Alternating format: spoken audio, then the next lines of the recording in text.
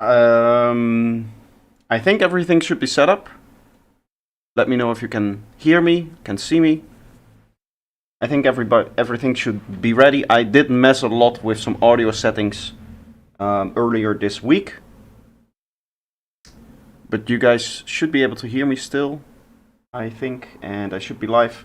Either way, welcome everybody. Today we're going to be doing another feedback stream as we do every other Sunday. All seems okay, very nice. Then we're going to get started. As always, you can immediately start posting your tracks in the feedback channel, !feedback. Once the bot wakes up, the command should start to work. In the meanwhile, I'll just tell you where you need to go. As always, it is in here. And you can post your track here. Once we get a few tracks in here, I'm going to get started on listening to them. In the meanwhile, I'll just make some wavetables, because I have nothing else to do. So I want to set up another wavetable making process. The way that I've been making my wavetables for my upcoming pack is that I create a process that I can use to make wavetables.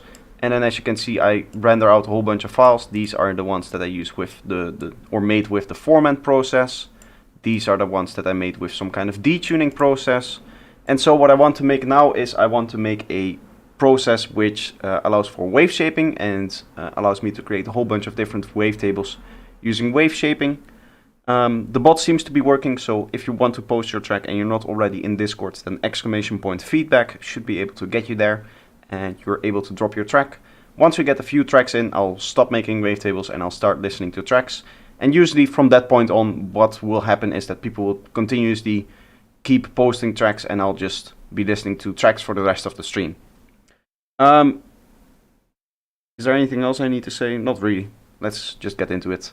And I'll see when the tracks start to appear. So I need to set it up like this. Yes. I can remove all of this.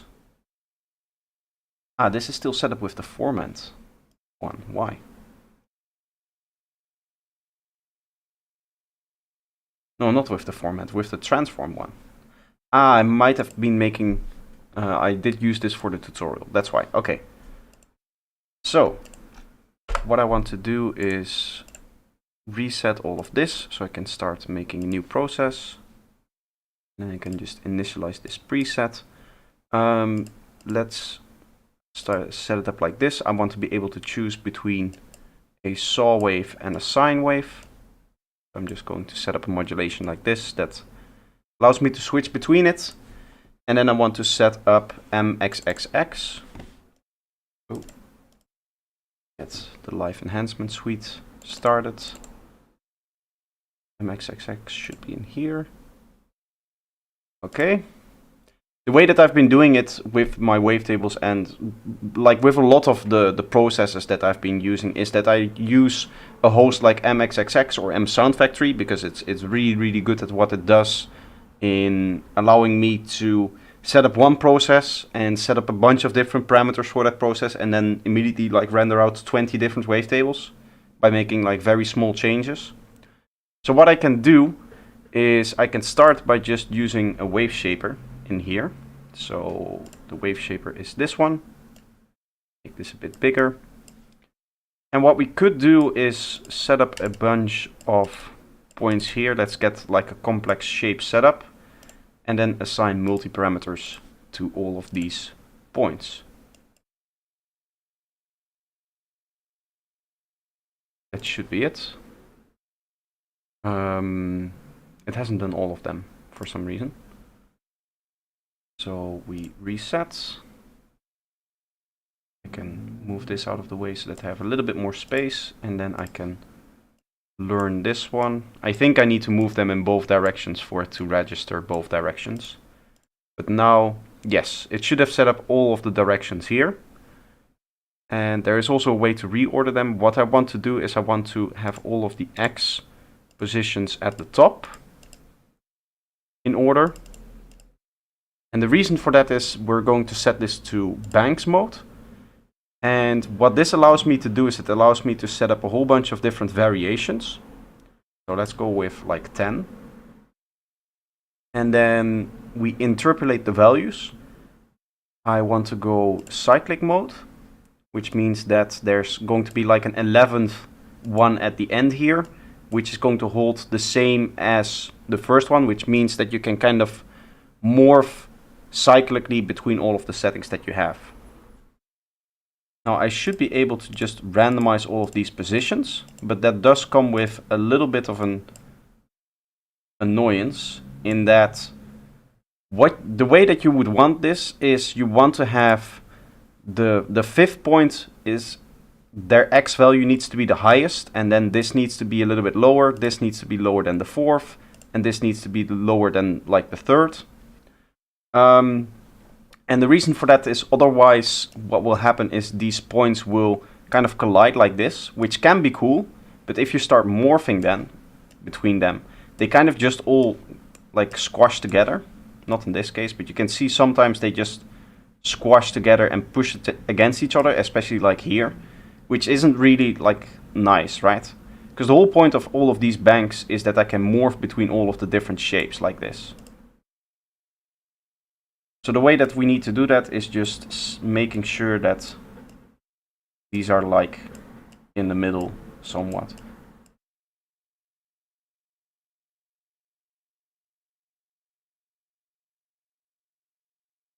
It doesn't really matter how far along they are, just that they are all one lower than the other, essentially.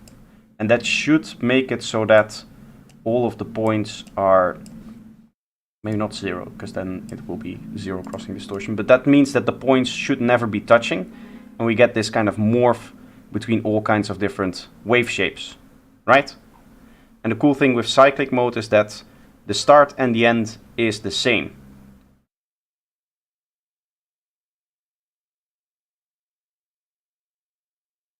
Yo, people just stop by, what are we watching? We're doing a feedback stream, so everybody gets to submit their tracks in the Discord. There may already be a few tracks, not yet. You can submit your track right here in feedback on stream, and then I'll be listening to them, using some analyzers, and hopefully give you guys a few pointers. I see a lot of regulars in here: Sai, Klaus, MindB, Hardwick, Dada, Acid, Malogify, GRMS, any other names. Apart, the Stream Elements bot is obviously also regular. Yes, I understand, but what is the wave shaping thing? The wave shaping thing, what I'm doing here is I'm setting up a whole bunch of different wave shaping positions, so I can morph like a very small part around it, like this, and use that to create a wavetable.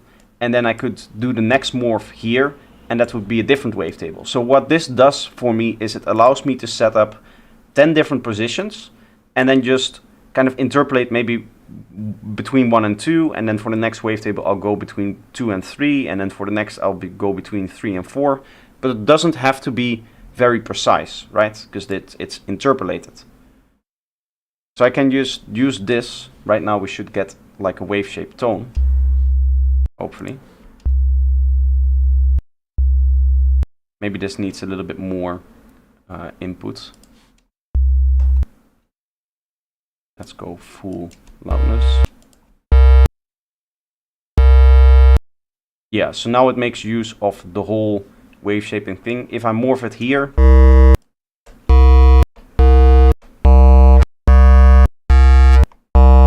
you get different tones out of it, and you can, once you start morphing it, you can create wavetables out of that. So let's do that. Let's start by just going like up a little bit and see what that gives us.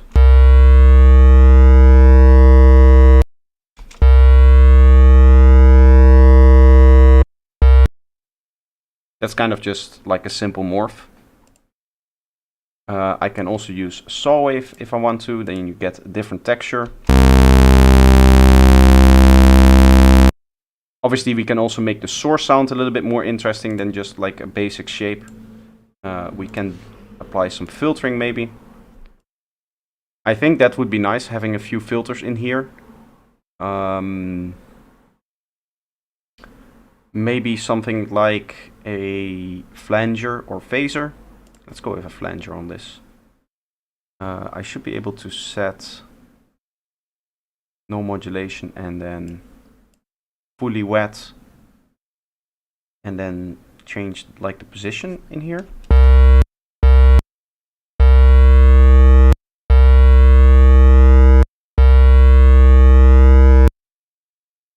Why is this flanger not flanging now?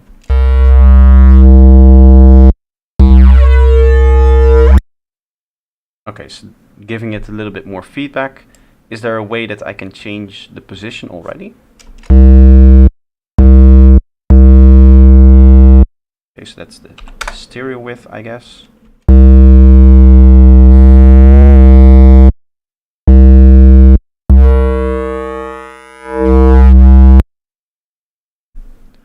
Okay, so there's no... The only way that you change it is via the modulation, maybe? Which wouldn't be nice. I would like to be able to set the like flanger position manually.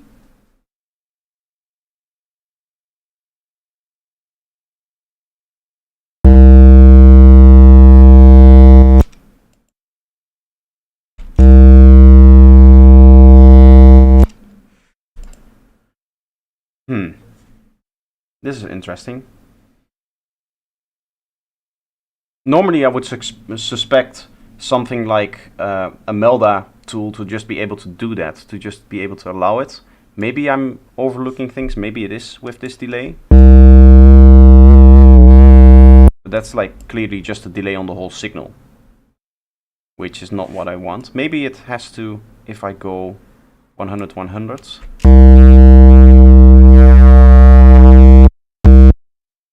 Okay, maybe I should go for the phaser instead. Alt and then try the phaser, see if there's a way that I can set that. Fully wet.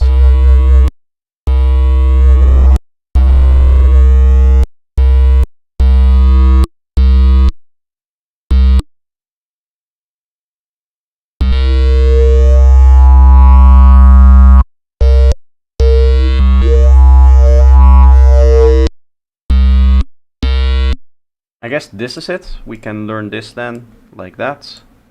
And then we have a second macro that we can use.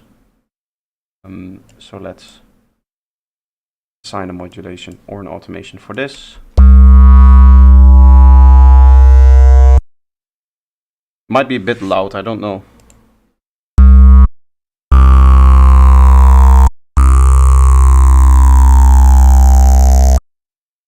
It is a bit loud. Let's add a saturator to this. And I'll lower the input gain a little bit because I don't need it to saturate that hard.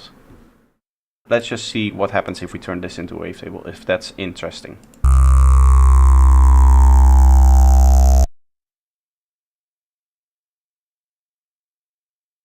It does seem to have like a very, very strong sub element to it. Even though it's still a saw wave, right? Yeah, I put it to a saw wave. Strange. Let's just import it and see what happens. So this first one will be like a test. Is this, by the way, the... Yes, okay, so I can delete that. That's no longer needed. This should be our first source, and we can just see how well this imports into a new wavetable.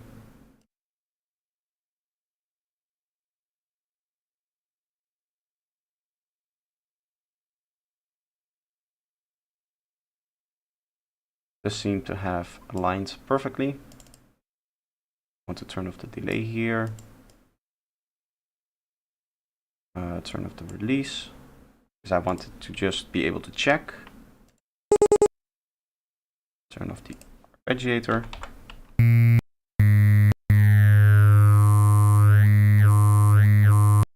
I mean, it works as a wavetable. It's maybe not that interesting. A little bit more movement would be nice. So we can probably do that by just moving this parameter more, like all the way. And then record here.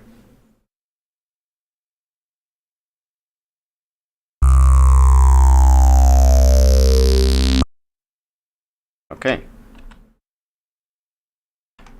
Let's replace this one, crop it, and then see if importing this makes it a little bit more interesting.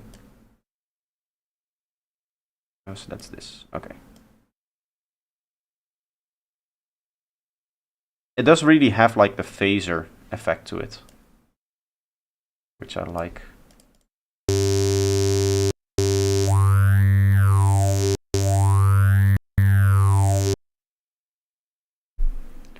So that's lock all. Let's see what happens if we do it like this.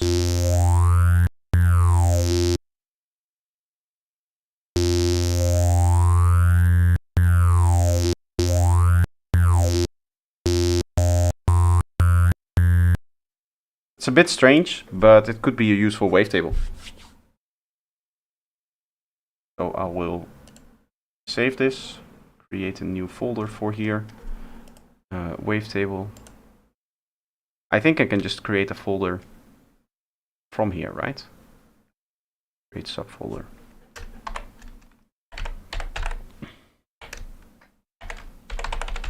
Phaser flanger, that's gonna be the idea. And then we'll mainly use, oh, that apparently creates two folders.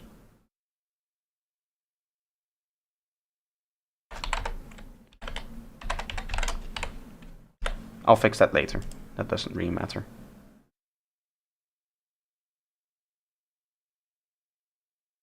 Anyway, now we have a system that we can use to create a whole bunch of these tones. So we could go here, and then we can change what parameter 1 is doing by like moving it to here. And we might also go from a saw wave to a sine wave. Let's see if that's sounding nice.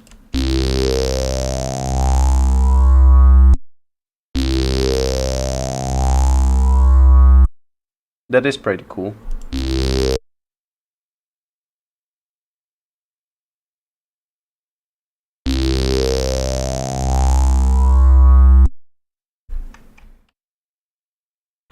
I can copy that in here, turn that into a new wavetable, and then like this. And then you have a second one. That's the power of these kind of quick systems. It allows you to just create multiple wavetables really quickly. I don't know if there's going to be like a big difference between all of these. I think the lock all may be a little bit more destructive on the tone, because obviously it changes all of the phases. But now we have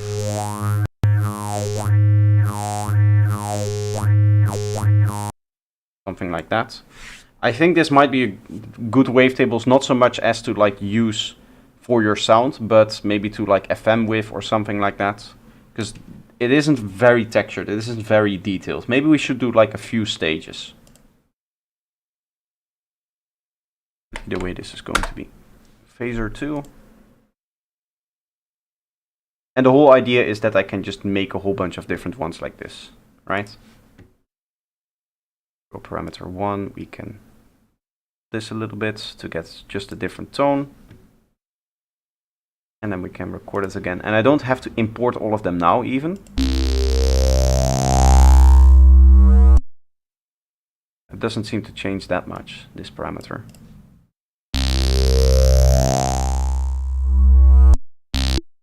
It does seem to kind of like keep the same tone. Maybe we should do one more wave shaping stage after it. Wave shaper here. Like just a static distortion maybe to bring out some of the harmonics. This is going to be loud.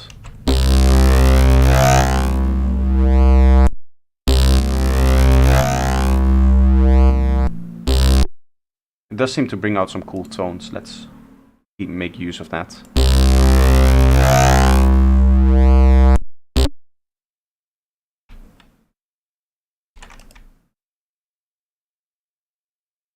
But we can test this as a wavetable, see if that's a bit more interesting.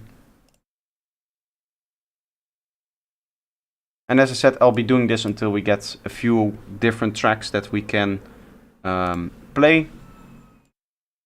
I already have a few of them.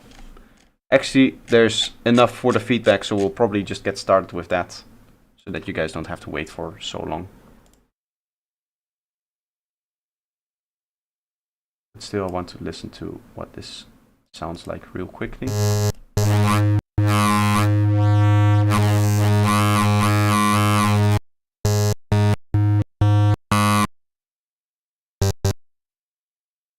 Let's test this. If you just use this as a synth, it might be a bit boring.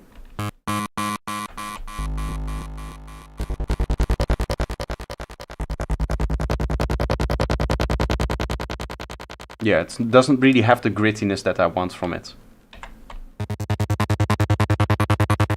Maybe it's better like that for a synth sound. I'll figure something out. I was hoping that I would get more interesting wavetables out of this than I did. With like the wave shaper morphing and stuff. But that doesn't seem to be the case. Either way, we're going to start with feedback. So that doesn't really matter. What I'm going to do is I'm just going to go through all of the tracks and listen to them as we're going along. Hopefully people will continue to post so I can just listen to the tracks as they come rolling in. I also saw somebody... yeah, okay. Yeah, it should be here. Let's have a listen. First one, Mind B, Still No Name, Work in Progress. Is this working? It is not, because it should be soloed. Wait. I did mess with some audio things, so that's why.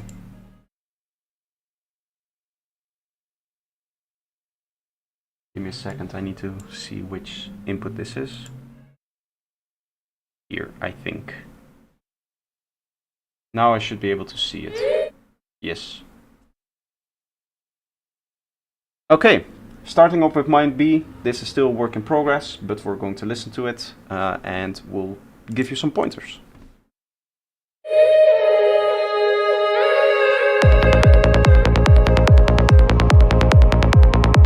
Vocals very loud.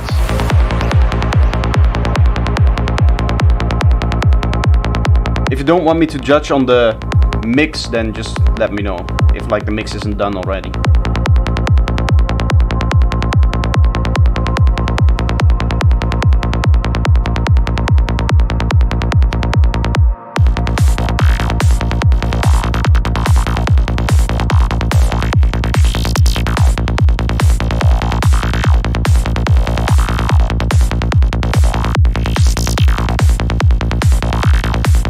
It does still like feel a bit empty. You can definitely hear that it's a work in progress, because I would have like one shots in here and stuff like that. I don't know if that's still your plan, but if it isn't, I would consider having more one shots in there.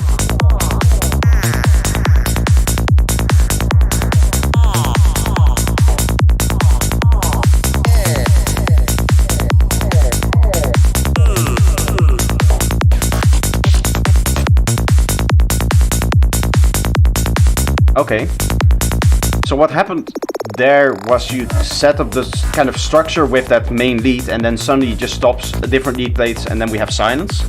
I would have that different lead start when a new section starts, so that you really dedicate that section to that one kind of squelch with delay kind of sound, and then just plays in other sounds below it, right? Like one shots, that kind of stuff.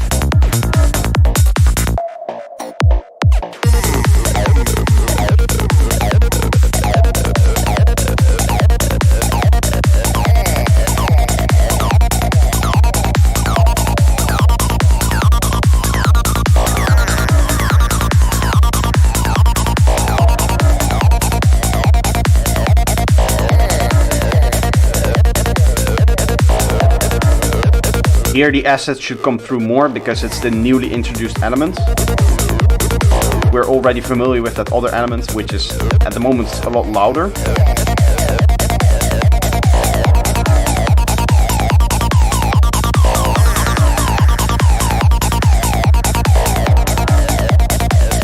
I would just remove that delayed element from this part when the asset is playing, because that is really on its own in the other part.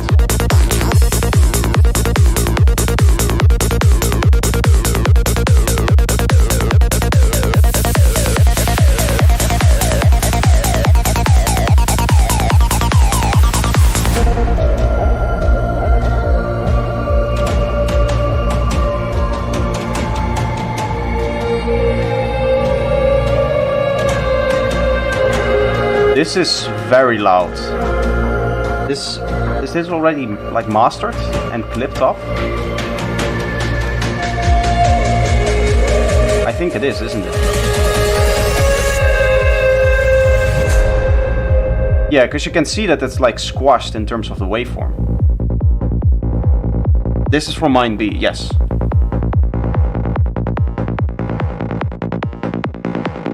Can I explain the middle graph? This is frequency over time, and the like brightness of it is how loud that frequency is.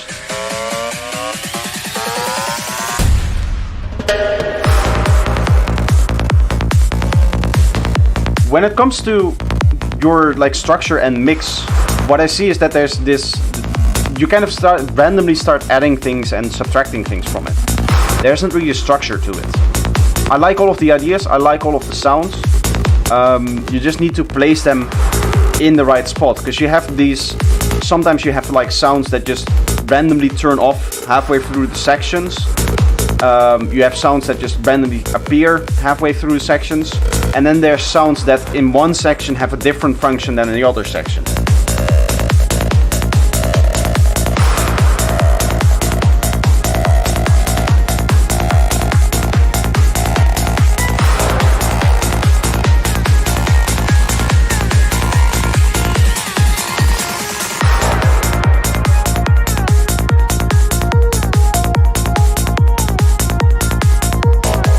Here that lead just does not have enough power, so it just doesn't fill up the higher parts of the spectrum, right? Like this area. So even though you have like your hi-hats and all of your top loops, it doesn't feel like you have a lot of energy in this track right now. In fact, it's fizzling out.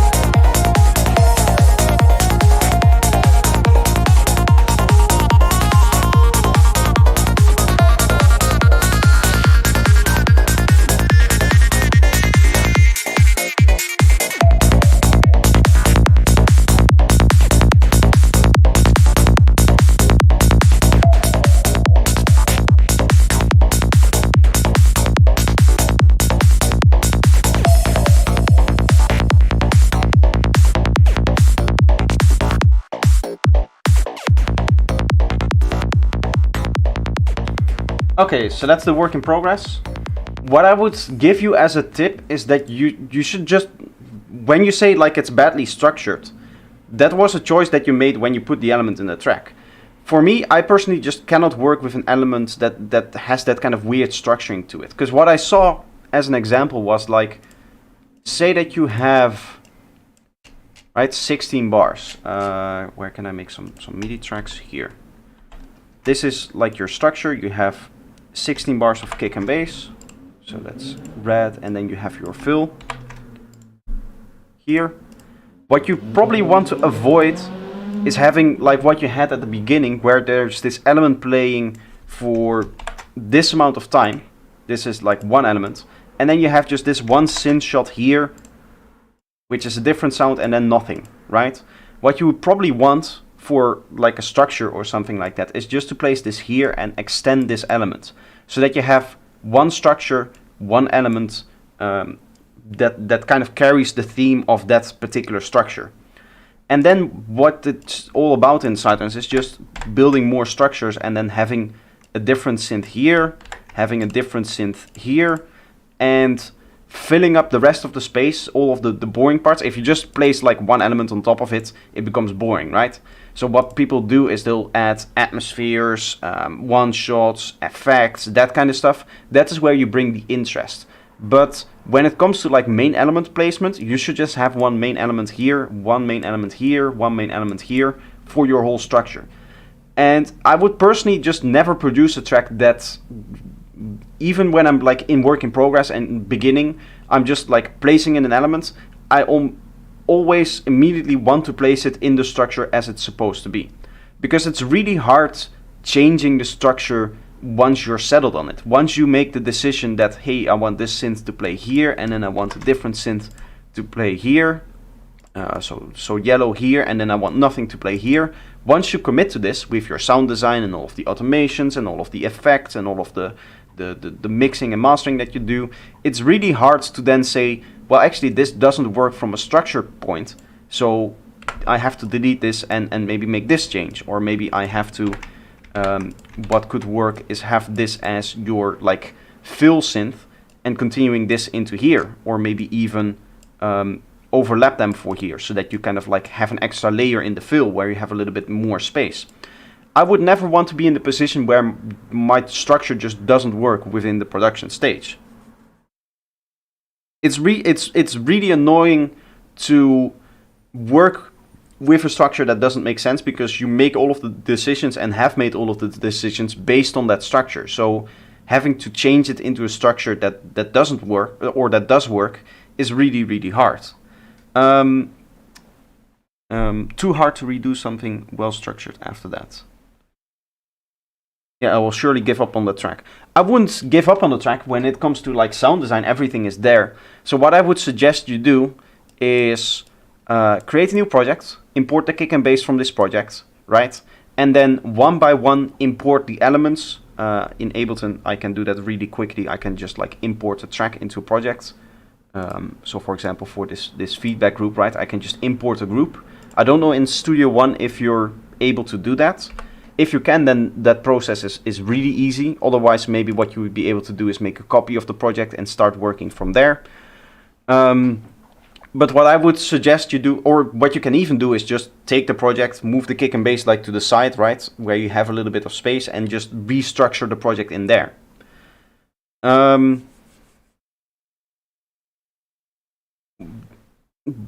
Yeah, as a tip, what I would try to focus on with this production is to take all of the elements that you have now, because I like all of the elements. They are really, really nice. Just re-import them in a structure that makes sense. And a very easy structure of just, let's go with like 16 bar sections, where you have the last bar be the fill, right? To keep it very, very simple at first, just go like that, and then say, okay, this part of the structure need this element, this part of the structure need that element, this part of the structure need this other element still. I think that would be the best approach for a track like this. When hearing the sound design, it's really, really good, but it does get distracting listening to something like this, because I always have to think like, what are your intentions with what you're writing here? What is the intention with the structure as you have it now?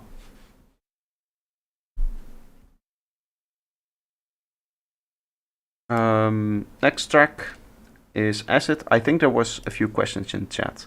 How do you make your tracks DJ friendly / compatible? Should you give long intros and outros?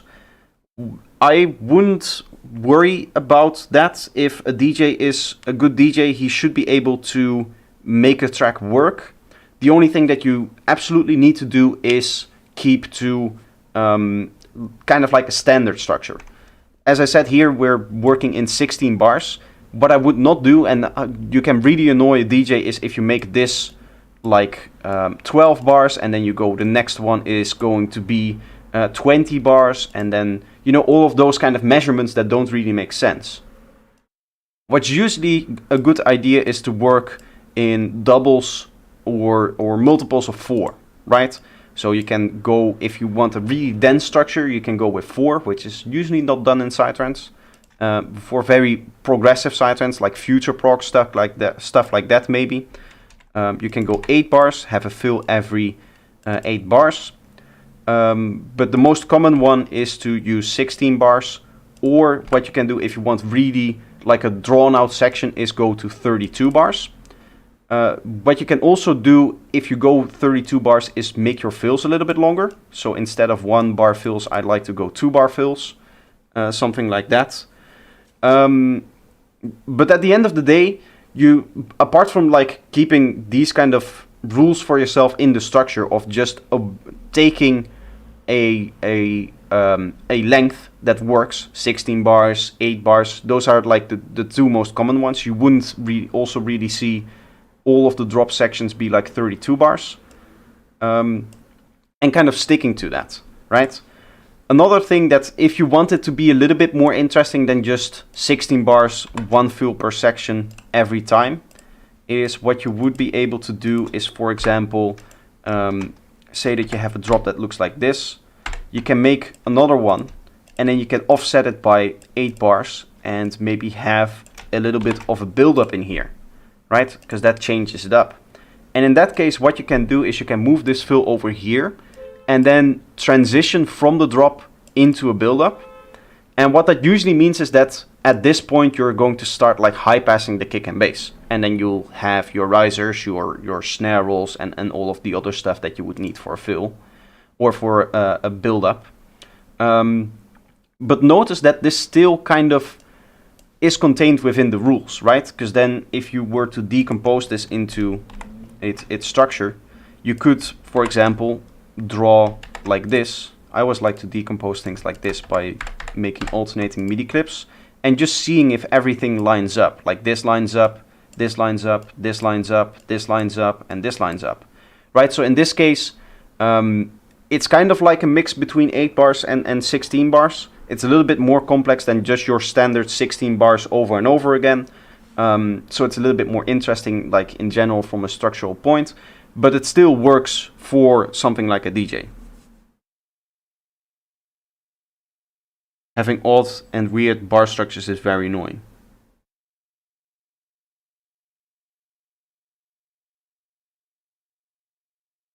Yeah, if you do want to do an odd structure, and I would suggest against that, because what ends up happening is then a DJ is very limited in how they can play your track in a set. Because if you just have like the start and the end be like your normal structure, he has to start it from the start and end it from the end. Maybe you're a DJ that's on the dance floor decides, no, actually what I want to do with this track is I want to start playing it from the second drop or something like that. You limit them from that option because maybe your middle part isn't structured like traditionally. So I would kind of suggest against that. Obviously you can do that and then you just lose a little bit of compatibility with the dance floor. But what you gain is a little bit more liberty in the way that you structure things and the way that you write your music, right? Which is the balancing act that we want to have. I don't think that we should 100% focus on DJ-friendly tracks. For example, there will be a lot of DJs that would hate this kind of thing, where it's 24 bars, technically, like from point to point, right? Because there's this build-up in the middle. But if that makes sense from a songwriting's perspective, if that's what the track needs from like a songwriting view, then I would definitely go for that.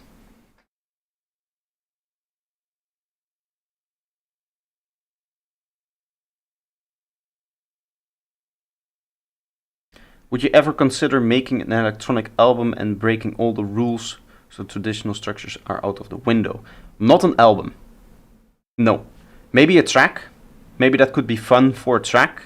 But I think I would get very, very annoyed at myself if I had to write a whole album that does not seem to follow like any structure or something like that. Right?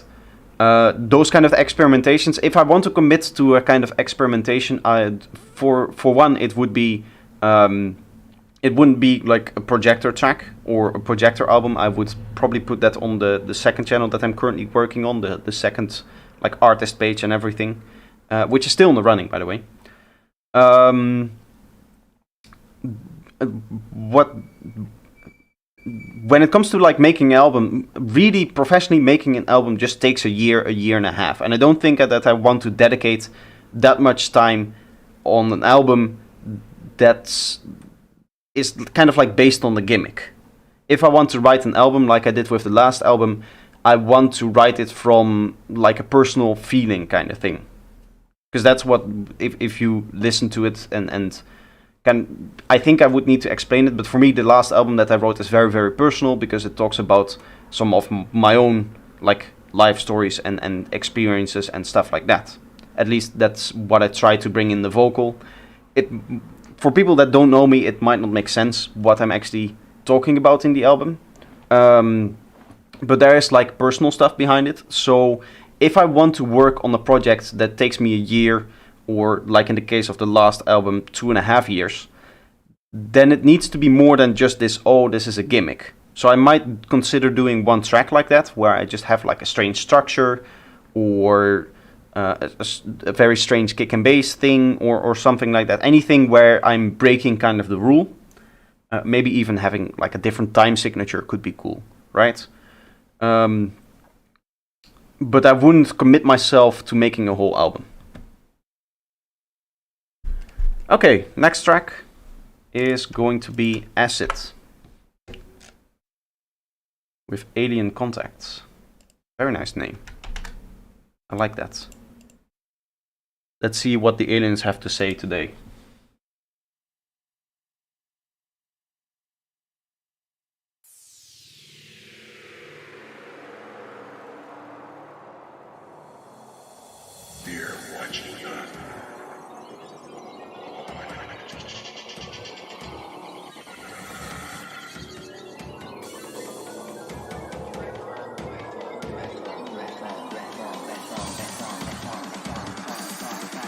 Vocals should be louder.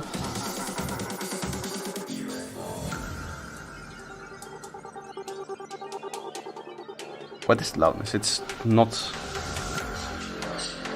It's gonna get a little bit louder, so then maybe it goes full. But still, your vocals, even if it's distorted and strange sounding like this, should come out of the track more. This still isn't mastered though, so maybe that can bring it out a little bit more.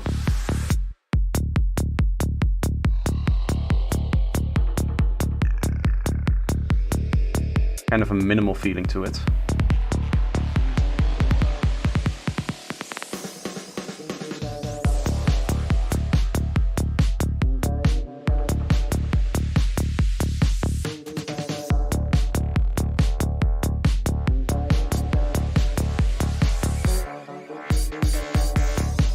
Again, there's this vocal in here which sits in the background. I don't like that. I like my vocals to be in your face and understandable, not being covered up by an effect like you have like right there.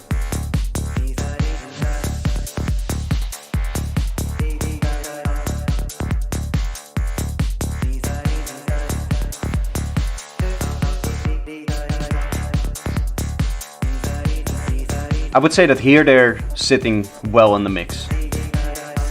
But even sometimes they're like covered by that lead sound.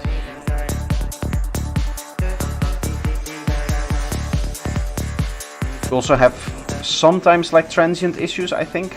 I saw it earlier with the kick rolls that you had.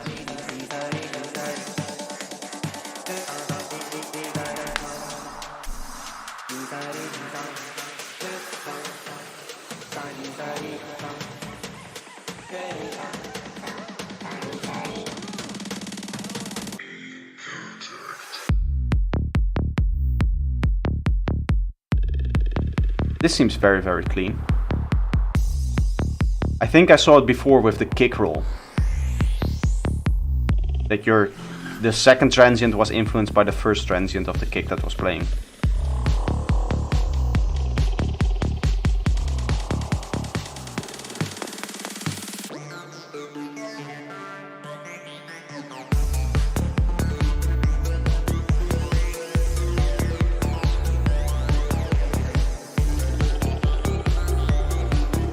Okay, I would say that at this point there's just like 4 elements coming in.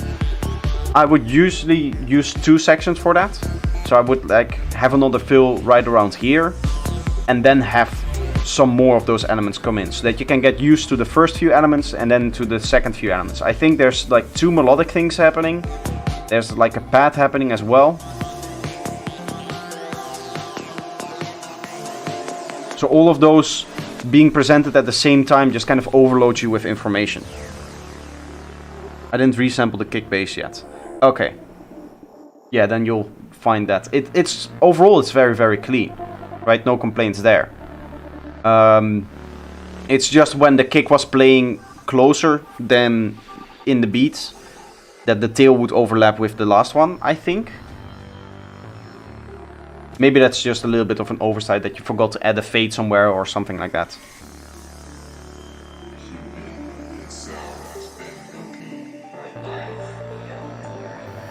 Here again, if you're going to use these kind of vocals that provide information to the listener, they should be in your face and up front in the mix. They shouldn't be behind other elements.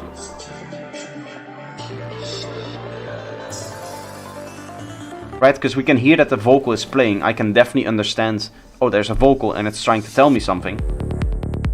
But it's too quiet to be able to hear exactly what it's saying.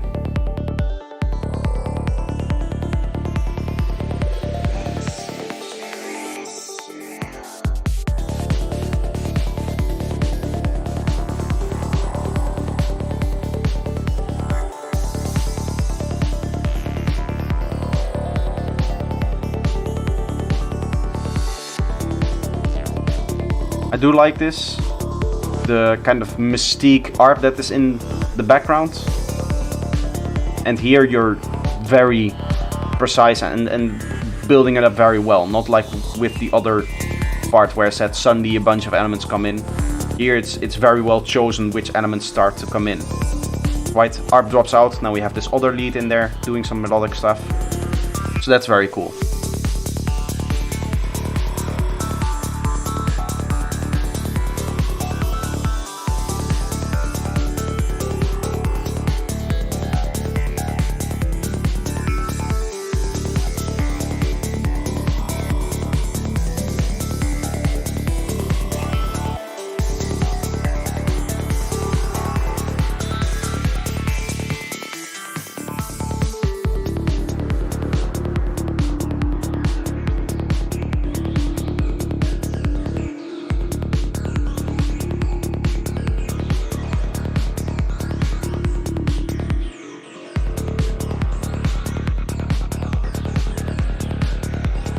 I would maybe say, like listening to it now, that the track is a little bit on the dark side when you have all of your hats and stuff playing. Like it's doing this little extra bop in the spectrum. I would prefer it having a little bit of extra brightness to it. Because then it really has that kind of spiky feeling, right? Sidetrance is strange in that I'm going to stop it here. There's still like 1.5 minutes of pause, but I don't think that that's part of the track. What Sidetrance and stuff like techno and even house to some extent, what they have with their spectrum is that they don't follow that kind of rule where you want your spectrum to just go up and then down over time all the way. What you would want is you want your spectrum to kind of go up, down, and then when the hi-hats happen in this kind of 10K, 12K area, you want this little extra mountain, this little extra hump in the spectrum. Maybe a little bit too much reverb on some of the sounds. It does feel muddy at times, but I think one of the places where I found it muddy is where I said that suddenly 4 of the leads kind of come in all together at once. And that makes you, because you suddenly have to process this existence of 3-4 new elements that just continuously plays, it then becomes really hard to understand what's playing. That might not be exactly like reverb mud or something like that, but just kind of this overwhelming of information that suddenly appears in terms of there's now 3 new elements that are like constant sequences that I need to process what are they actually doing before I can really start to get back into the groove and start to dance to it again. I think that's like...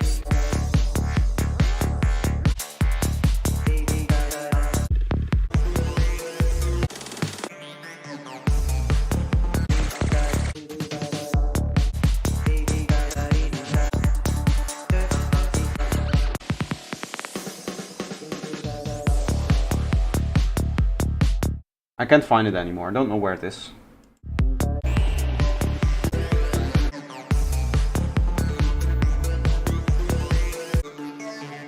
It might be this here.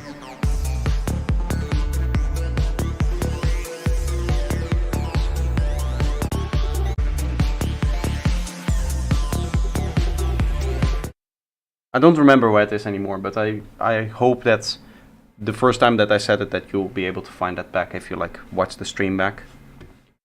Let's move on to the next track. Let's see who we have next.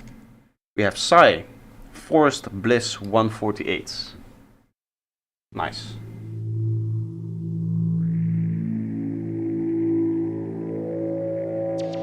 Nice deep kind of starting sound. Mine is no mix and mastering, just work in progress. I'll keep that in mind.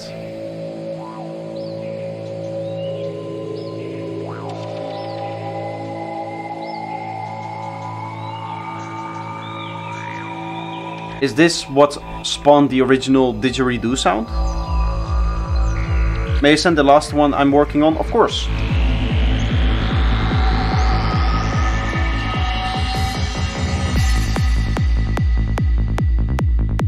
I would suggest that when the kick and bass start to play, it should be a little bit more clear, right? Because the transient of the kick, the first kick, doesn't really come through. So some of those sweeps are a little bit too loud.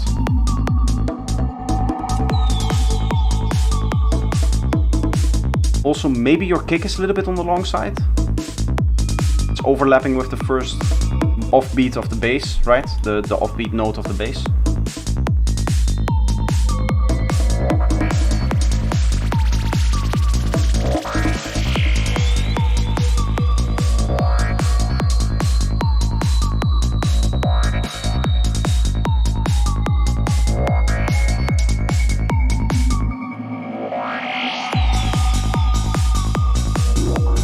Very dark when it comes to the hi-hats. The hi-hats sit here. Usually you would have them sit around 10k, not like 6k in terms of their main energy. So I would really want a little bit of extra crispiness like from the hi-hats. Feels like you accidentally left a low pass filter on your master.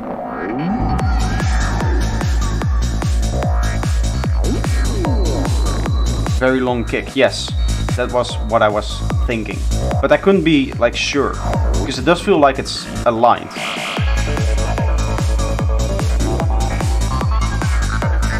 Or maybe the kick ducks in like the second half and it's just the tail that gets cut off when the offbeat note starts to play.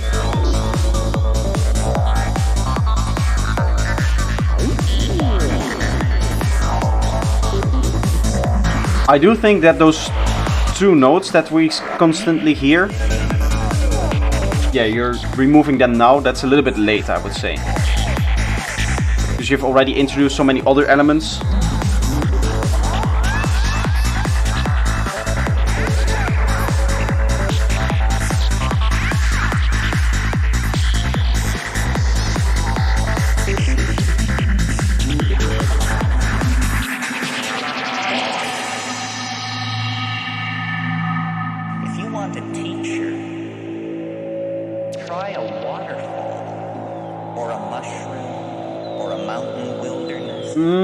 Vocals can still be louder. This is where the action. It's not back in the high. Because this is 100% a vocal telling story. You want that to be easy to listen to. Because of their lineage and whose feet they washed and whose feet they washed, that you should give credence to them. Knowledge is prison, and Like right now, it's just completely masked, that vocal. We do hear a delay tail, but we don't know what led to that delay tail. That's a well-mixed vocal. just in there, has all of the space and can just come through, right? If it's going to compete with some other elements, make sure that those other elements is sitting below it in terms of volume. Carve out a bit with the EQ to make space for it.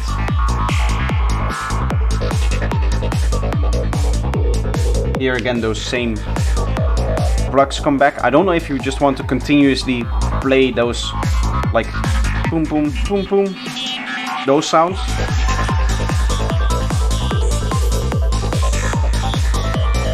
This is definitely a space where I would give those sounds up so that the harp can come through a little bit more.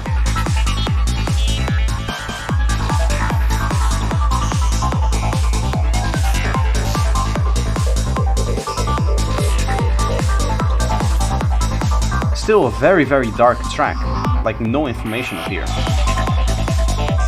Apart from that one synth there. But anything above like 12k just doesn't exist in this mix, which really is where the sparkle of your mix is sitting. This is a track by Psy, Forced Bliss.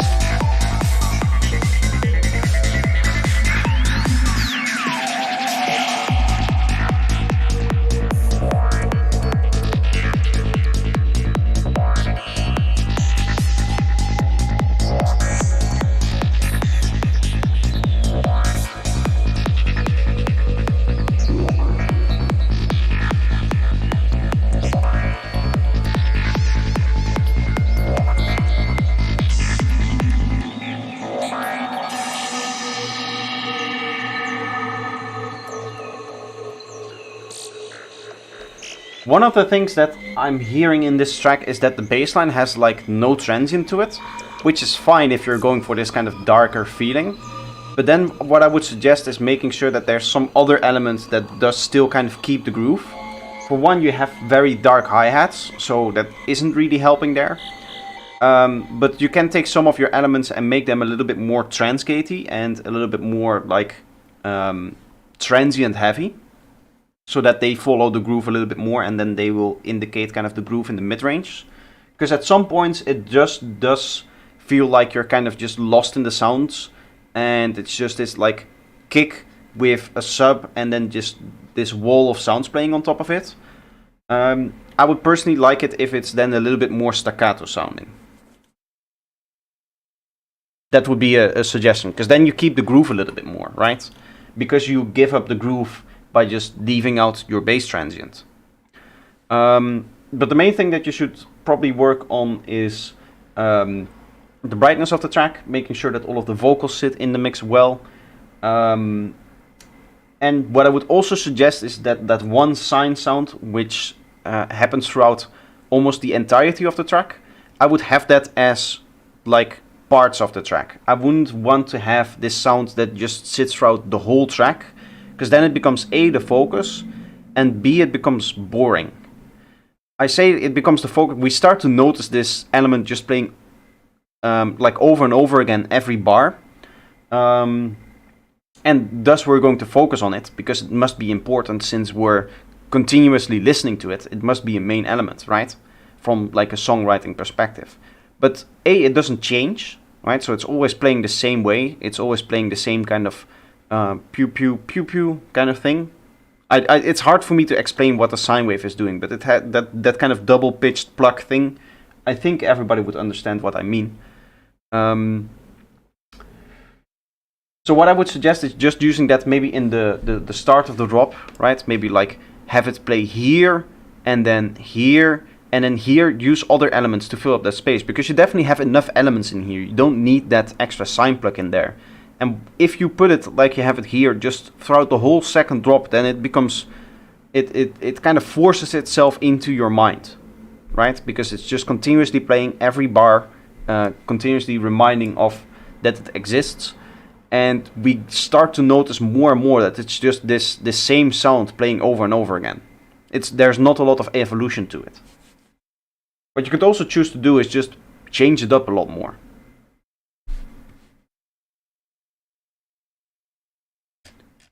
Okay, we do have a few more extra tracks. Now we have GHMS, which has two things. First one being G154 BPM. As usual, GHMS has a very creative naming scheme for his tracks. So I'm keen to hear what G145 BPM means in terms of songwriting, in terms of storytelling, and where he's going to take this magical concept of the track. I'm sorry, I'll stop with this, because I know that every time GHMS uploads something, I do the same kind of thing with the name.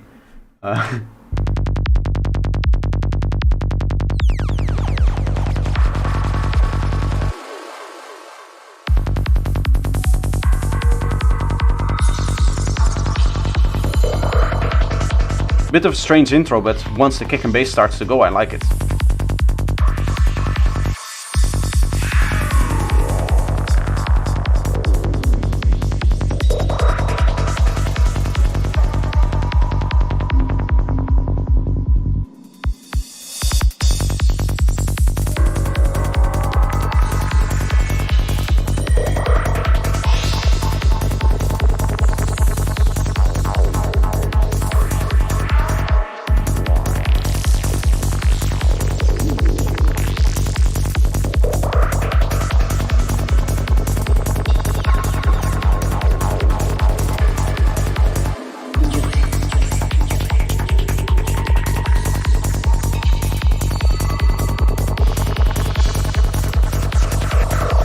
I think the kick may be a little bit sub-heavy. Overall, this track is really well produced. I like all of the atmosphere changes and the whole morphing that this track is doing. I'd like it to be a little bit more punchy on the kick.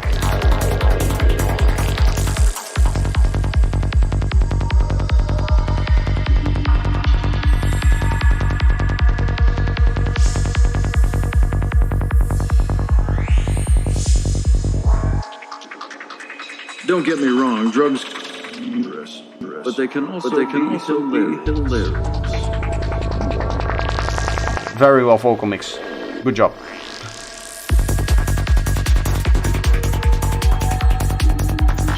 That's how you put a vocal into its space. Hello, Psyder. How are you doing? Some other people that just joined? I don't think so.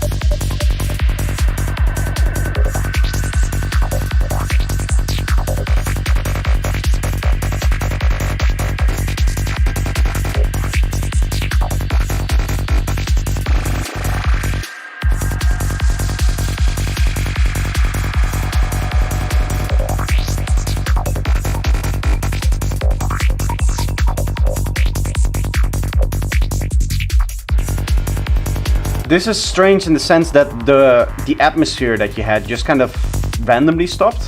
Like now the atmosphere is gone, right? That reverby atmosphere. I would suggest then, if you're going to stop this atmosphere in this section, to do it at the start of the section. Just like cut it off. Not have it just stop halfway through or at like a third through.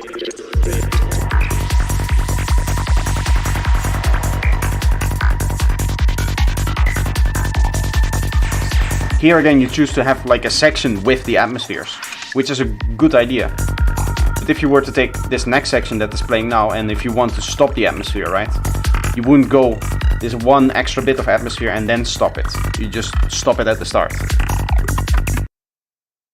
Okay, it does end kind of abruptly, but overall very, very well production. When I'm doing these feedback streams, for those that don't know, I say this every time. When I'm doing these feedback streams, I don't like to talk about all of the positive things about a track, because then I'm just going to be talking over the whole track as it's playing. I just want to point out all of the little details and all of the things that, in my opinion, somebody could work on.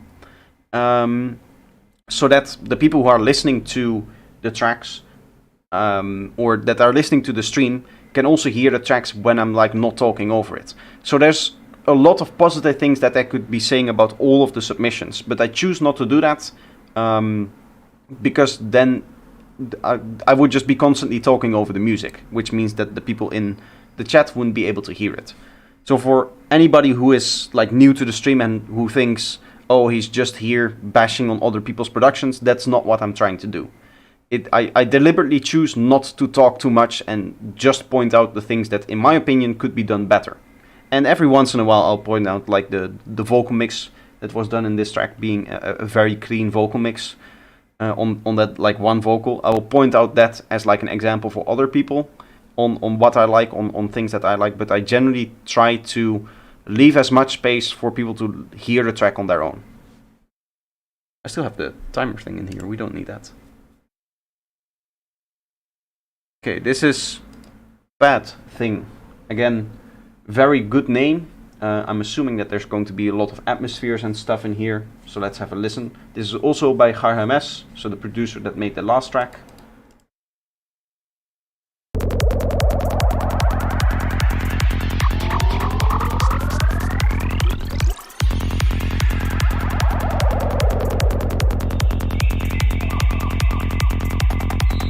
I like this kick and bass more.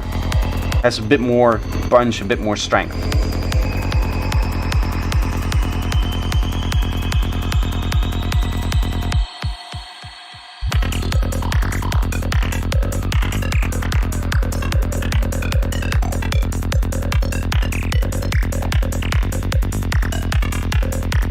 Okay, here you're not exactly going into like no atmospheres, so then it works.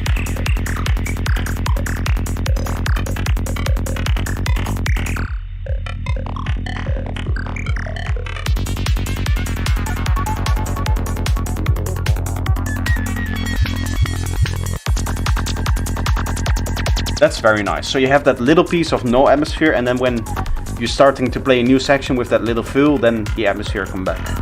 That's very well done.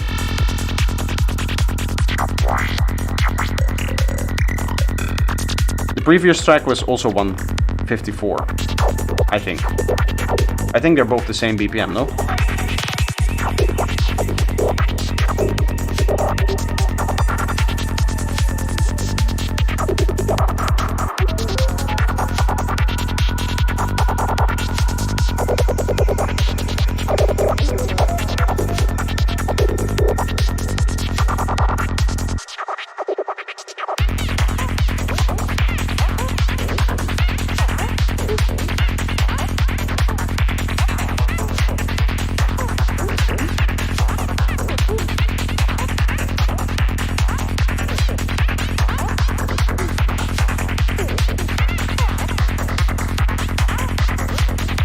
I feel like this track could benefit from some melodic bass stuff, right? Having different bass melodies.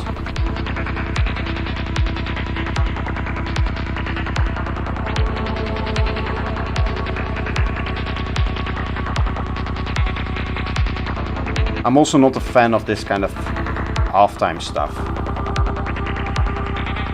If you want to do that, I would suggest high passing it.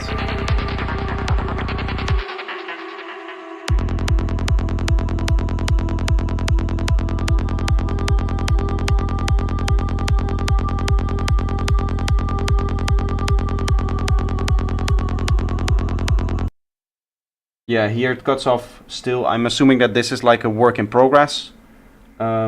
So there's gonna be more elements on top of that last bit. What I would like to see is maybe a trance gate kind of coming in on that vocal, so that the vocal starts to, be chopped up a little bit. I think that could really work. What I quickly want to do is get myself a drink, because I did forget to take that, and then we'll get into the next track. So 10 seconds and I'll be back.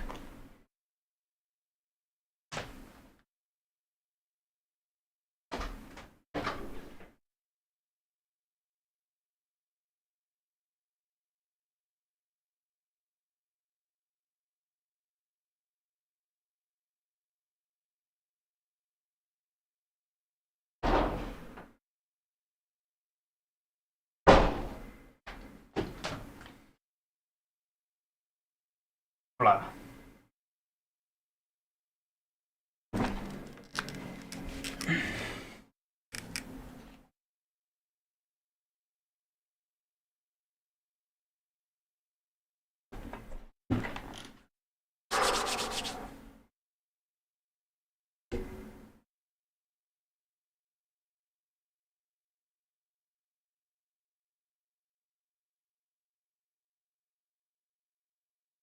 Let's see. Hardwick. My attempt at a meditation song. I do need access, so when you send me something through Google Drive, you need to make sure that you send it publicly, so that I can actually play it, Hardwick. So if you could quickly fix that, then I should be able to play it. I think if I just request access, it should give you a message, and then you should be able to just approve it, and then I can refresh and then play it, right? Meanwhile, I'll drink a little bit. Will you self-release, or are you looking to release it on a label?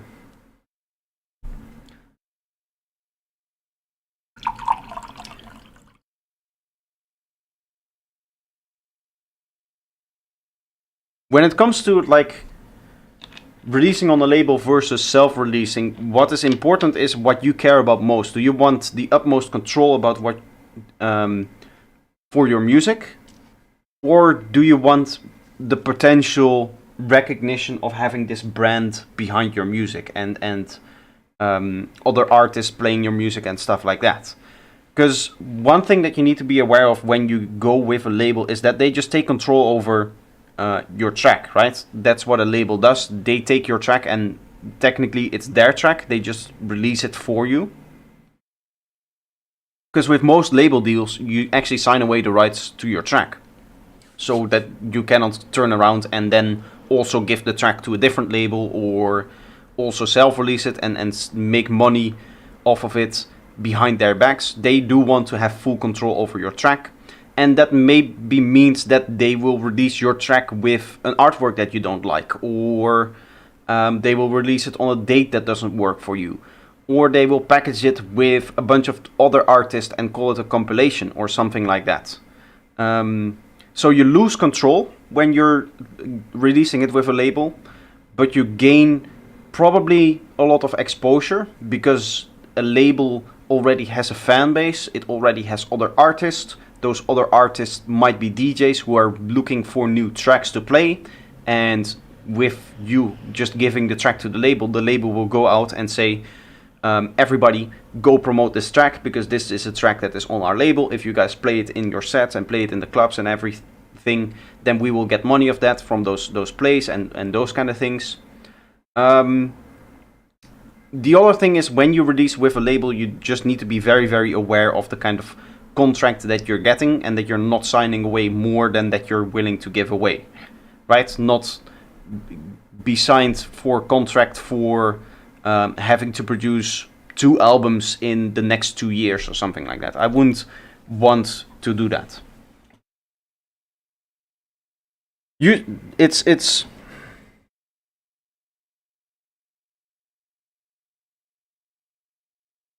It's a hard decision, because when you're working on your music, it does feel kind of like your own, right? Like the people say it's like my child, right? And that's because you spend so much time working on it, and then you can give it to a label to get the exposure that you desire for the track, but they might fuck with the release in such a way that you don't like it anymore. Yeah, it's as Dada says, it's a double-edged sword. What I do think when it comes to labels is that if you get a good deal, if you maybe get like a singles deal or get them to release a few singles for you with like no strings attached, right? You just send them a single, they'll write you up a contract for that single. You can use the success that you potentially get from the label to further the music that you're going to play afterwards, because you're building up your own brand, your own name as an artist. If I refresh it again, will it work? Yes, there we are. Let's have a listen. Herzenschröhe. I'm sorry. Herzenschröhe. Yeah, that's what it says, right?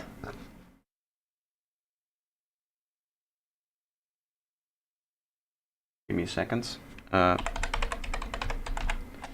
Translate.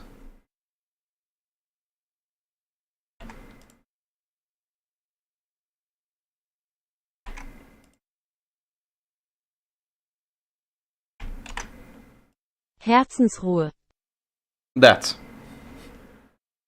the name of the track. Cannot scan file for viruses. I'll trust you. Hallo, herzlich willkommen zu einer neuen Meditation. Eine Meditation, in der du zur Ruhe finden und neue Kraft tanken kannst. I heard the word Minecraft. Good vocal mix, by the way. I like the placement of the vocals. Good stuff.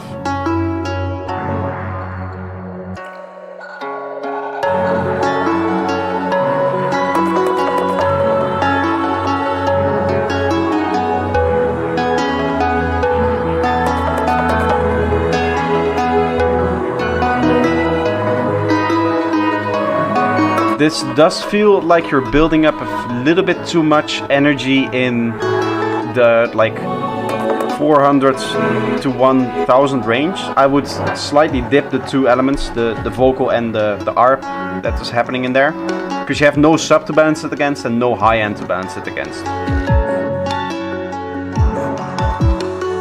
Dutch should be closer to German. It isn't.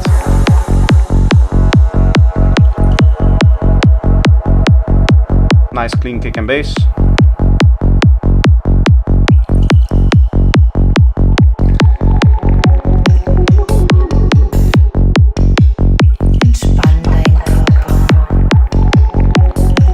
Very well.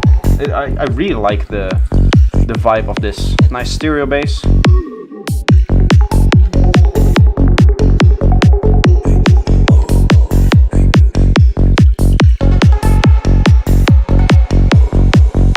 Und dann öffne deinen Geist.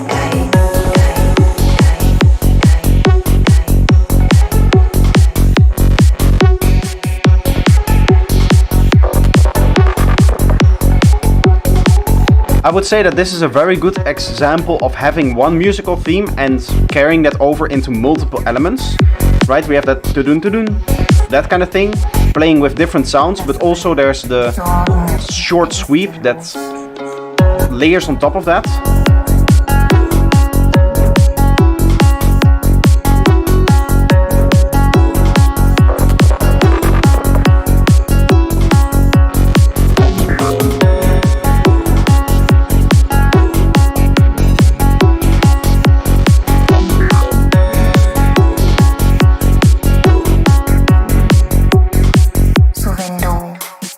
Kraft und Lebensfreude brauchst und haben möchtest, dann solltest du mehr positive Energie in dich aufnehmen.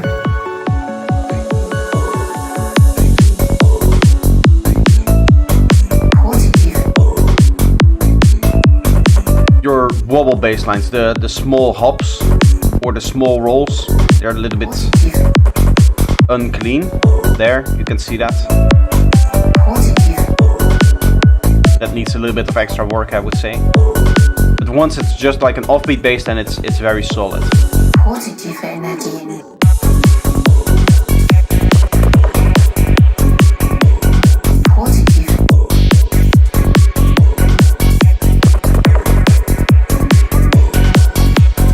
Haven't gone to audio yet. Yeah, that will fix all of those kind of problems. Positive. Positive Energie.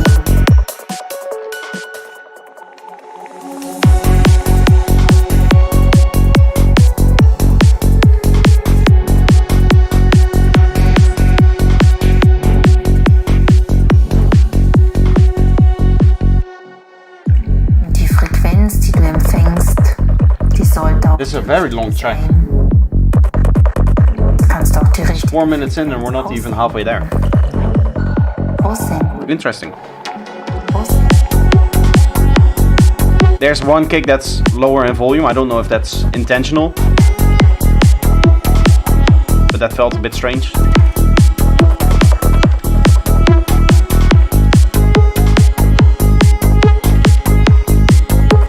So, wenn du magst, gebe ich dir hier eine Idee mit, wie du dich innerlich einstellen kannst.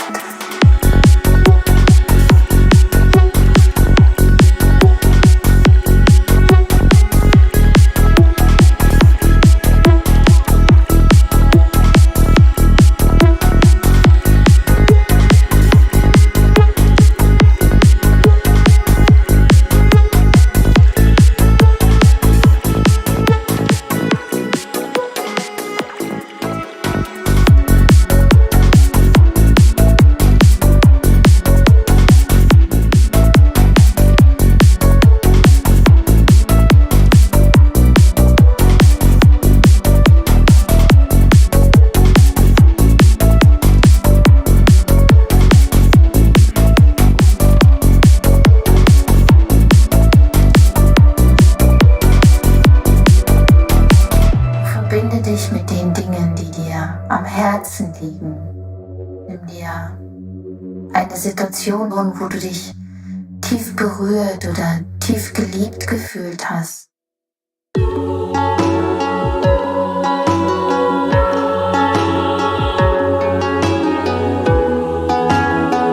I really like your choir. I just think it's a little bit, as I said with the last time that I heard it, a little bit pressing on like the mid-range here.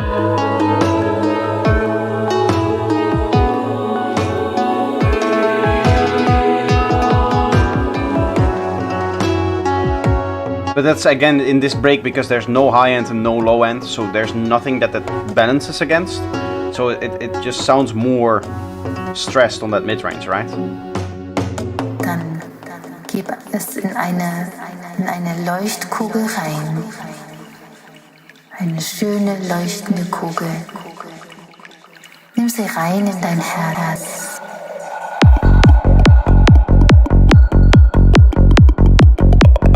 Geliebt in dein Herz.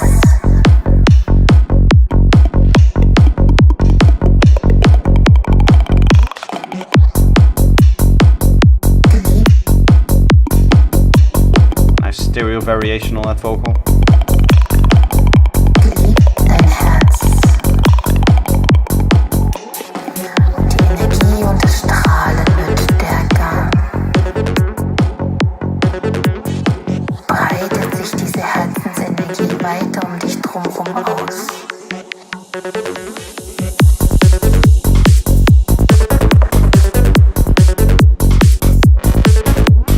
Geliebt dein Herz.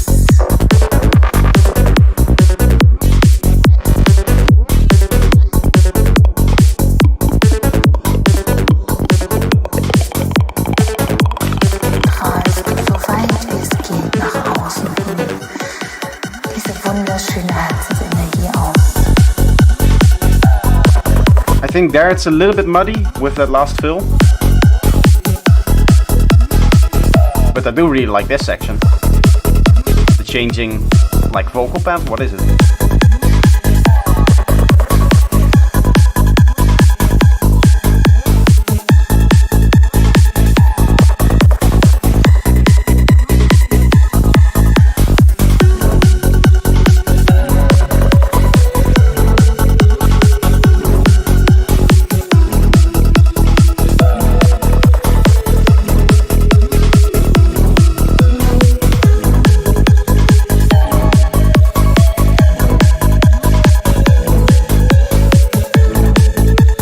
I would say that once you introduce that melodic pluck, I would remove all those little like sweeps that you're doing, so that the pluck comes through a little bit more.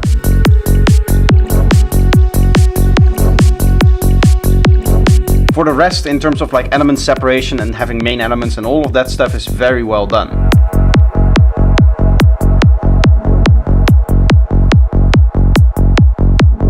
Very strong mix, I really like it.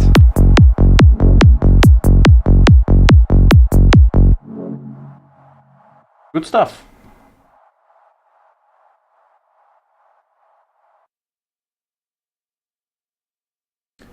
Okay, let's see what we have next. We have another track from Acid, we have another track from Cider, we have another track from Garhamas. If you guys want to drop other tracks, then obviously that is still possible.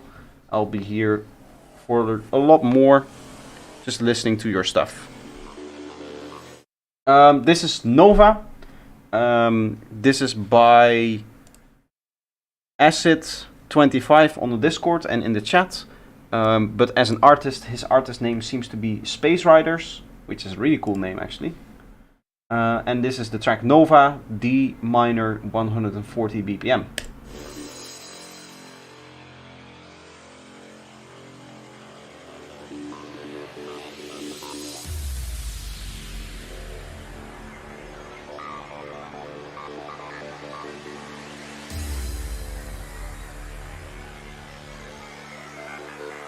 I don't know if this is just the master that is low in volume. I think it is, because it does feel balanced.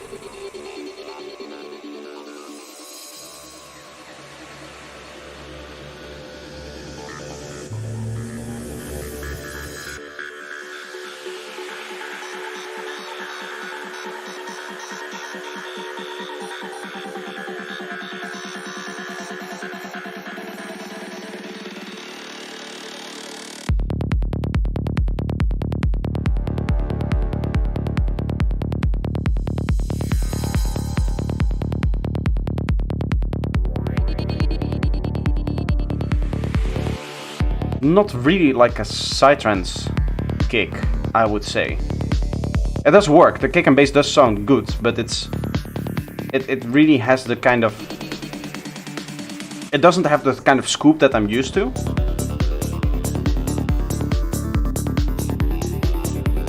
It's not limited, yeah, the volume is very low.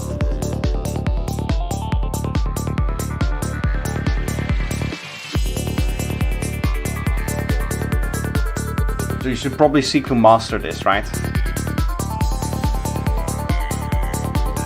In terms of mix and in terms of balancing, it's very well done. It just doesn't have the loudness you would expect from a psytrance track.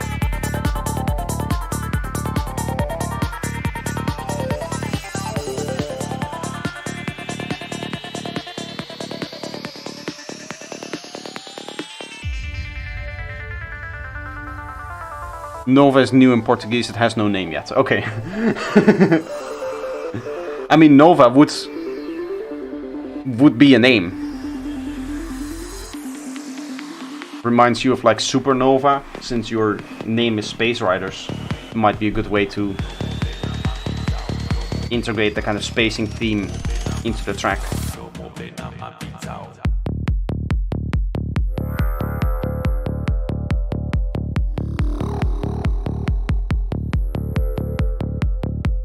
I'm a fan of this minimal kind of part.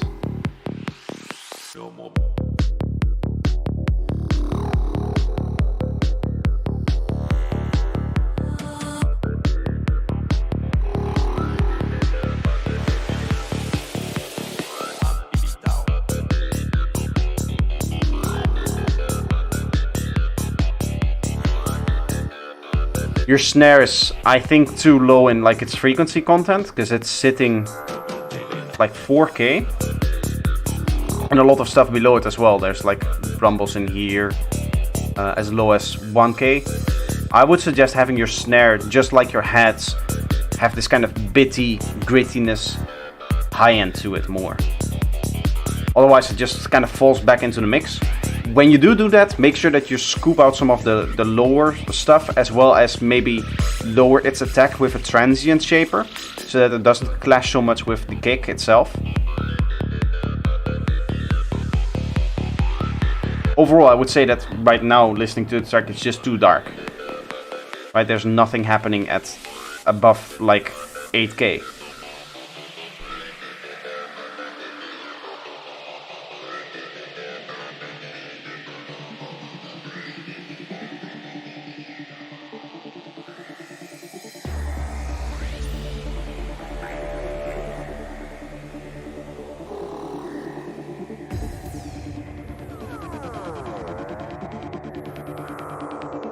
I think that's where the smack usually sits.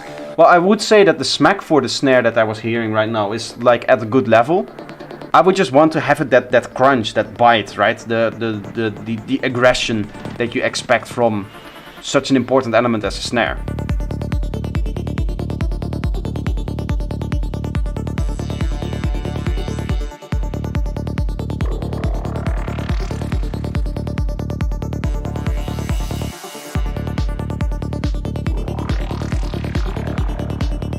This track needs mastering. Yes. Of course.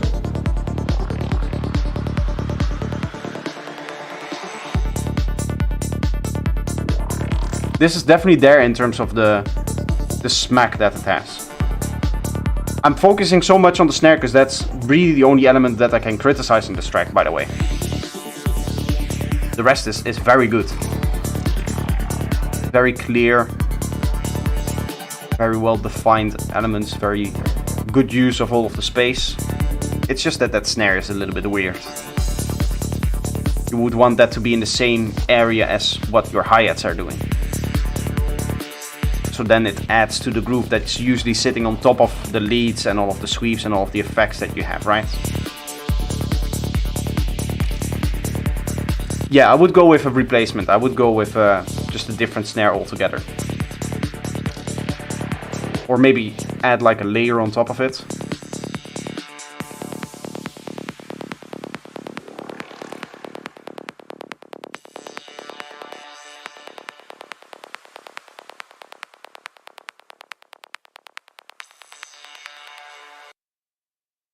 Overall, very nice track. Very good composition. And as I said, in other things, I didn't pay a lot of attention to all of the other things. Maybe I didn't mention a lot of other things, but the snare was a little bit distracting because obviously that kind of stood out as like a sore thumb. But the rest of the track is actually very, very good. So I do really like the overall track. That's why I went on so much on this one particular snare. Okay, next up is Cider. Welcome to the AI era.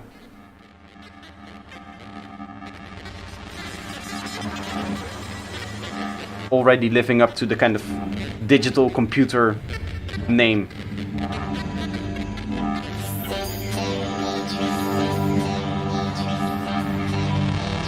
Vocals should be in front in the mix.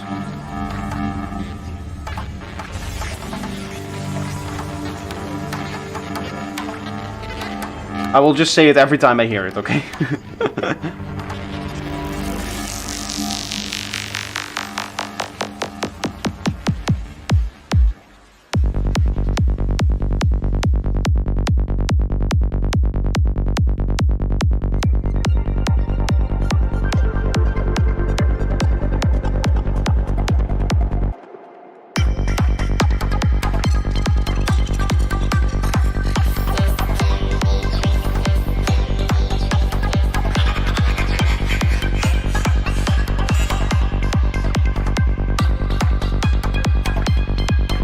Nice sound design.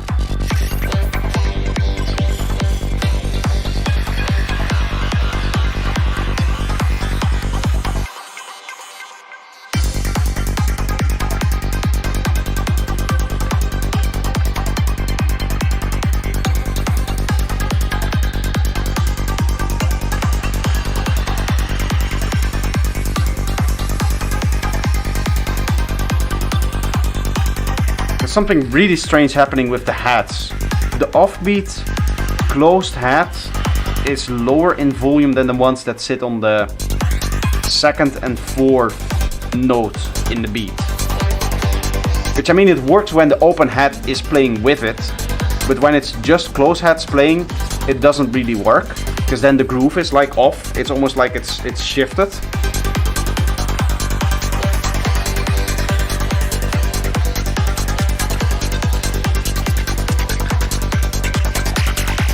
I would say that this part of the track is just too full to have vocals in, like you have right now.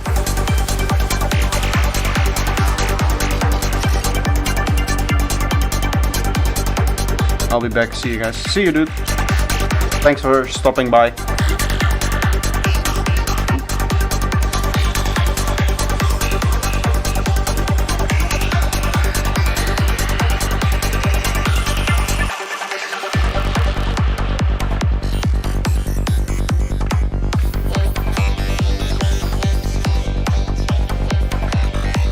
This is good, like, vocal placement. If you boost it 1 or 2 dB, then it's gonna come through in the mix. Obviously, this is still a work in process. But in these kind of like lower energy parts, and especially what I would suggest you do, if you have the vocal in there, any other sequence or any other synth that you have, make sure that it's like at a low point and it's like filter cutoff or something like that, so that the vocal can really sit on top of it in terms of the frequency. Right? Because this is a vocal, because it's digital, that can really have that kind of gritty high-end frequency where all of the kind of information and what we perceive when we're listening to a vocal sits. Because we use the high end to actually determine what the vocal is saying. So you just need to make space in that high end, and then the vocal can just kind of live there. You don't really need that information in like 500 to 1000 or even 2000 hertz. Because even when I'm like whispering, you'll be able to hear what I'm saying, even though there's like no mid-range information. But here, having a vocal in there just doesn't make sense, right?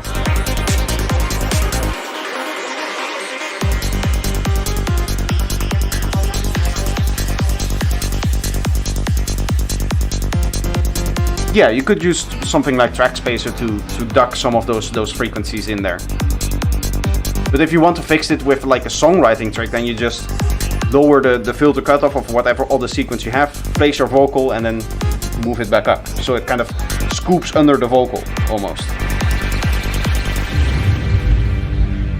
Okay, so that's a very loud boom all of a sudden. There are sparks of artificial general intelligence with early experiments of genius. This is a good vocal. Nice in its own space. Solve and model tasks regarding mathematics, law, psychology, without special prompt. I really like this break. Special prompt. What does this mean for humanity in its sense? AGI is the holy grail of artificial intelligence research. Here now the sequence is getting into the way, so now I cannot no longer understand what the vocal is saying, which I wouldn't want. I would then choose to make the break a little bit longer so that the sequence starts to play after the vocal stops.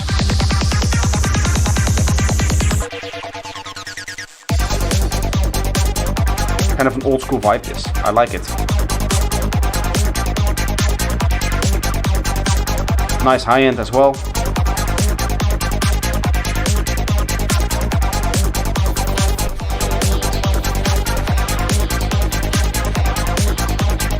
Overall, for work in progress, it's already like very well mixed and structured and stuff like that. There's like detail work to think about still. Maybe some spaces where you have a few too many elements layered on top of each other.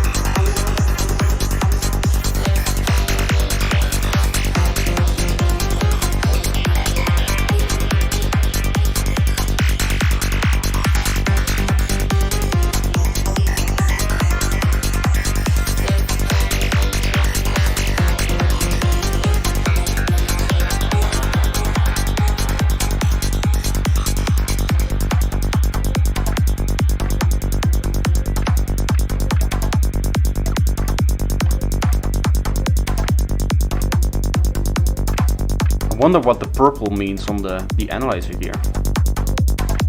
That might be a combination of just low and high frequency. Yeah.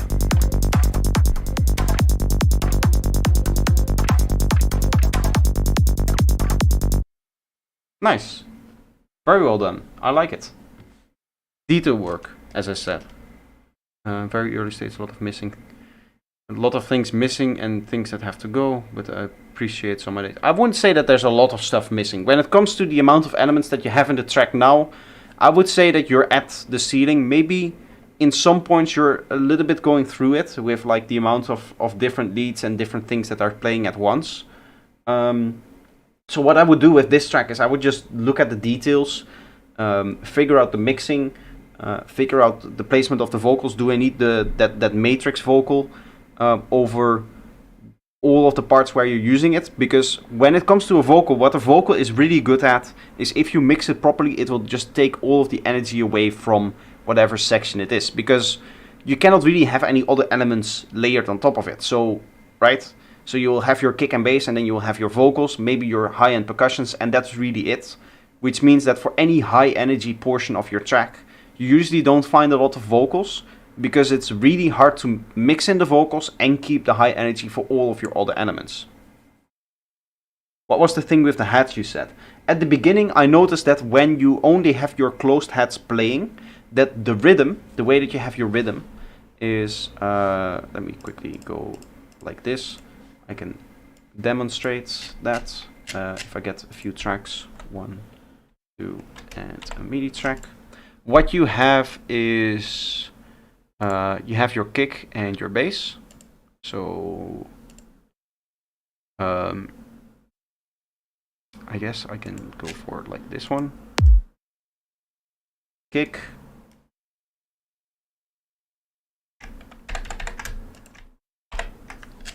You have your bass, which for me is this. I'll quickly make it so that I can explain what I mean. You have there's something weird happening with the hi-hats, and I think that's just because you make your loop and then you go from your loop and go into a track. Right? You start with like an 8-bar loop or 16-bar loop or even maybe like a 4-bar loop. Oop. What I think happened is you made your whole drum loop and then you decided, okay, I'm going to stretch this out to a track, and then you made like a weird decision that made it so that what you in essence had with your hi-hat was that it looked like this. Where do I have a good hi-hats? Here. You had this one, and then it just plays 4 times, and then it was like, this is very low, like -7 for example, and this was then like -3. And you do that because you make space for your open hat, but when your open hat is not playing, you get this really strange groove.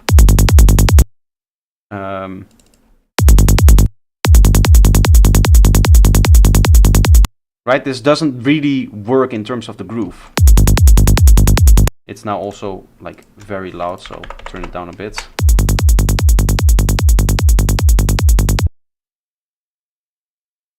It's because I have a velocity difference on the hats.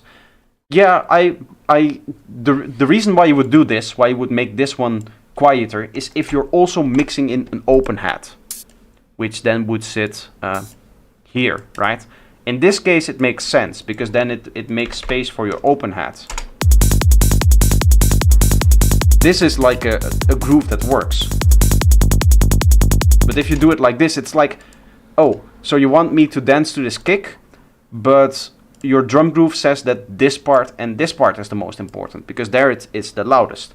While your bass is saying that this one is the most important and this one is the most important, because these 2 bass notes are usually the loudest, right? And often what you'll see is that what people do is they'll slightly lower the volume of the second one. So what that means is that for the bass line, this one is the most important. So you have all of these different elements that give importance to different parts of the beat. What you would probably want to do is, when this hi-hat is not playing, have this set at 0, have this set at like -3, and then this at like minus 1.5. Something like this, so you get the groove like this. Right, so that this is the most important hi-hat, the loudest hi-hat, and that kind of lines up with the bass line as well. And even like this volume difference between this one and this one lines up with this hi-hat. What you had in terms of the velocity only makes sense if the open hi-hat is playing. It doesn't make sense when the open hi-hat is not playing. So you can still use that velocity trick that you're doing with the open hi-hat. In fact, that is a good way to make sure that these two elements don't go and become too loud when they are playing together. But when they're not playing together, that volume structure just doesn't work because it drives attention away from the beat and the offbeat.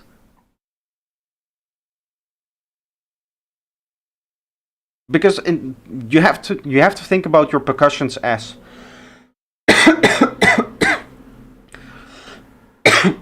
sorry. You have to think about your percussions, and actually every element, as supporting the groove.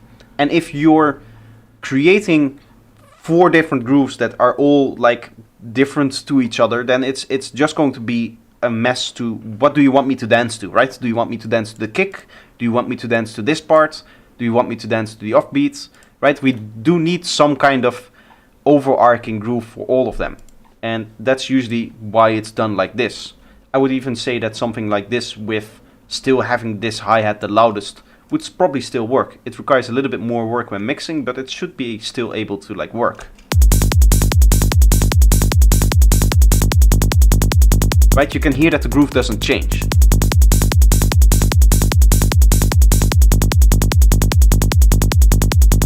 If I go back to the old example of 0, 0, minus 3, we will probably hear that if I turn this one on and off, that suddenly the groove kind of shifts away from beat and offbeat to like halfway in between here and here again, because there's then this element, this transient, which is fighting for the same groove as these two here, and then you have your bass line, which is obviously loudest here.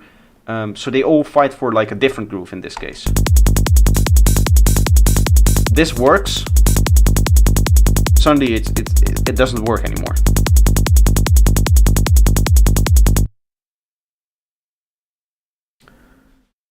Okay, we have a few more tracks. We have Rainy as well, but first we have Gare Hermes. F sharp, 150 BPM. Again, no, I'll stop with the name jokes. I'm sorry. I was gonna make another name joke, but it's getting old, and sometimes you just have to let go. I'm actually not following you. That's a shame. I should be.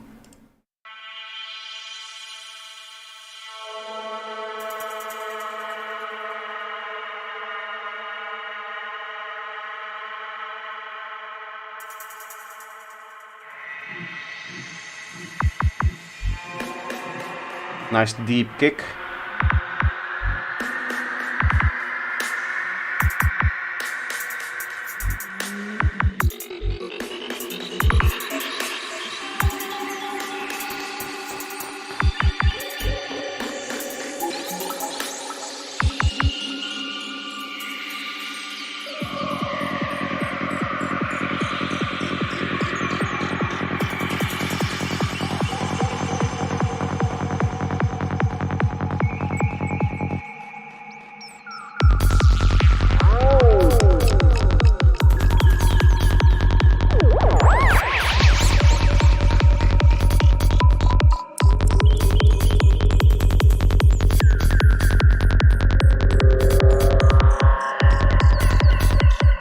Feels like the kick and bass can be a bit louder in this one. Like 1 or 2 dB. 1.5 maybe.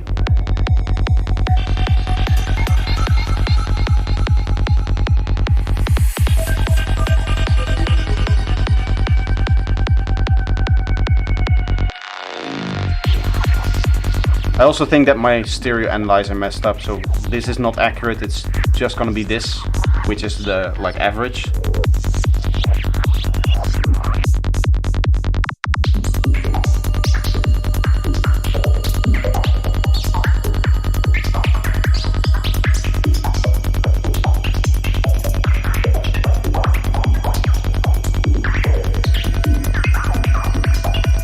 Although you are going crazy with the stereo fields in this part. I do really like the little bounces from left to right. But that's not what's happening here. There's something wrong in here, some kind of error in that specific analyzer.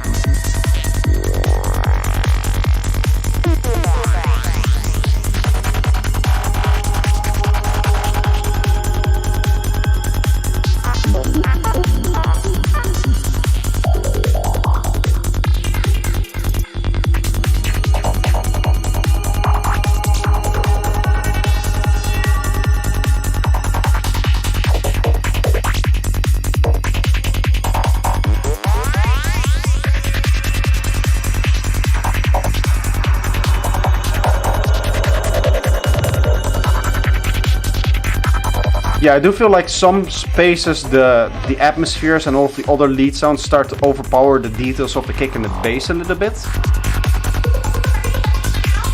I think I've heard this track from FG before. Maybe this was some kind of Chinese thing? I do feel like I'm also remembering this track from somewhere.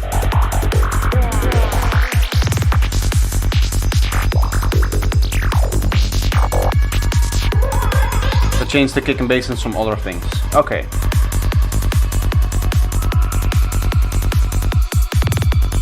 Maybe then you lowered the volume of the kick and the bass. Can that be the case?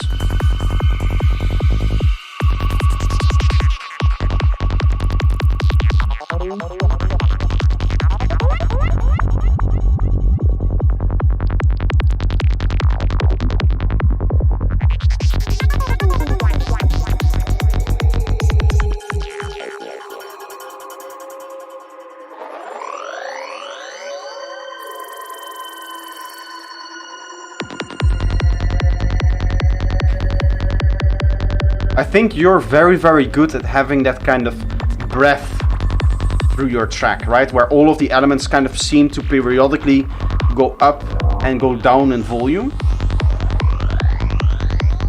Or just like an intensity maybe. Maybe it's just the atmospheres doing that. But it does feel like your whole track has this kind of constant breath feeling to it. I really like that in the production. But here, again, that one element is just kind of overpowering the kick and the bass, right? So you can still have that breathing motion, just up your kick and bass, like 1 or 2 dB, 1.5 maybe.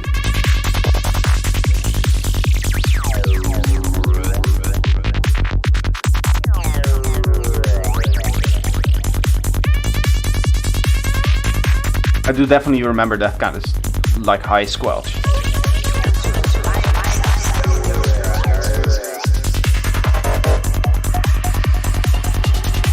We just had a vocal. I won't say it, but I think you know what I wanted you to do with it.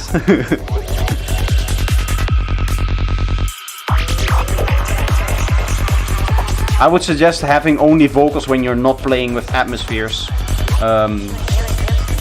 And then just placing them in between all of the other leads, making sure that the delays kind of dip below the vocals.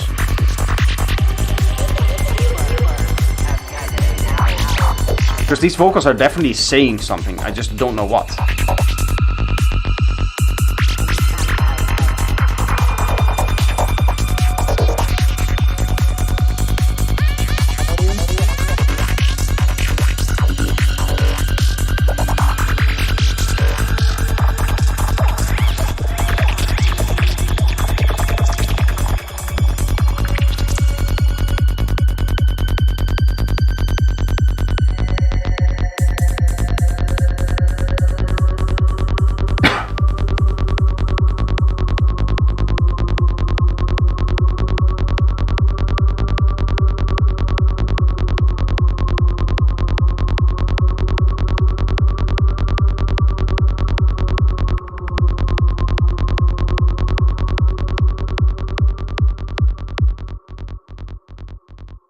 I like the track. One tip I would give you is listening to the kick and bass like on its own at the end. I'm not a fan of the kick and or the bass line that has like that double ring to it. And I can see that happening here. Can I pause this? Freeze. You see at the spectrum how there's not like one peak to it. Wait, what? I can do that? Okay. I'll see if I can zoom into it. But you can see it, right? There's like one peak and then another peak. You get that kind of like double grittiness to it. I'm much more a fan of very well defined transients for my baseline. I would also say, like, looking at it now, that you can definitely have energy in your main kick transient that extends up until like 15k, right? You don't have to make that much space in your kick, because the kick is the main element of the track. It needs to have that punch, it needs to have that kind of clarity. And if you just extend this up a little bit more, say whatever low pass filter that you're using on this kick to kind of get it to sit up until like 8k, just have that roll off at like 13k, something like that.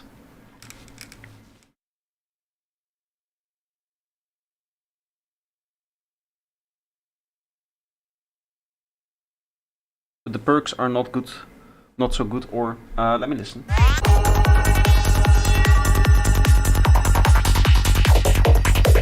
No, they sound nice, sound good. Well defined, they have their area, they have that little bump happening here, right?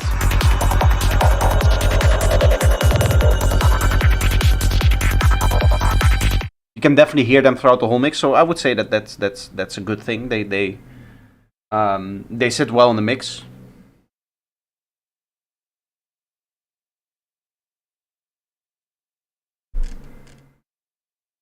Let's see, what do we have more?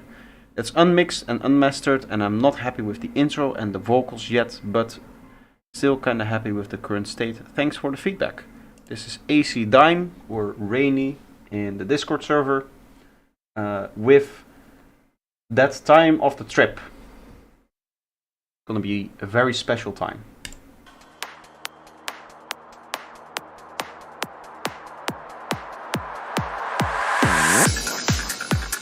Welcome all my psychedelic boys and my psychedelic girls. I do really like this. It's time for us to shine in our psychedelic world, where as children we laugh and we sing and we play. Through our psychedelic music. Almost has like a faithless kind of vibe. Like aliens from space.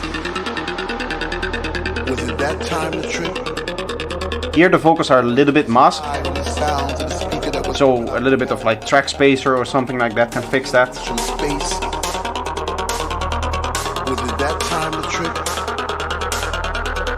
Or was it just another dream? Yeah, now you cannot hear what the vocals are saying. Which, given that you started already with vocals that are very understandable, is fairly annoying.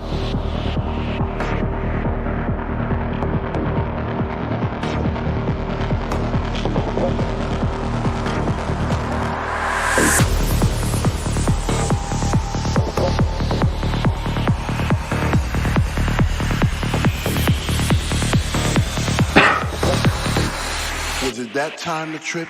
Or was I just high? Nice strong kick and bass. There's a little bit of post-stringing issues, I think, seeing as the transient is like lower on one side than it is on the top. That's usually a good indication. But overall its tone is very, very nice.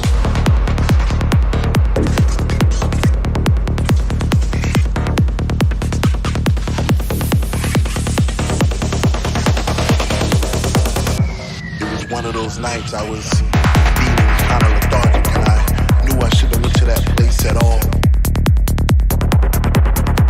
Whatever was in my mind, my body pushed those thoughts aside because it just wanted to dance, Here the vocals sit very well, I like it. to fly. You just make space for them. Decision, I even had funky premonitions of me floating around the room, passing flowers to all the boys and girls. Passing flowers to all the boys and girls. Passing flowers to all the boys and girls.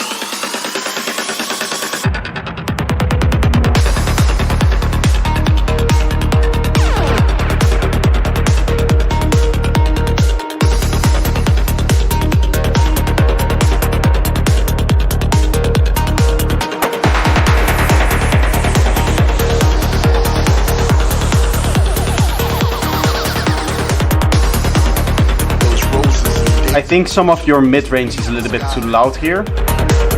And also you don't have the space to put vocals in this part. This is the part where the lead should be playing.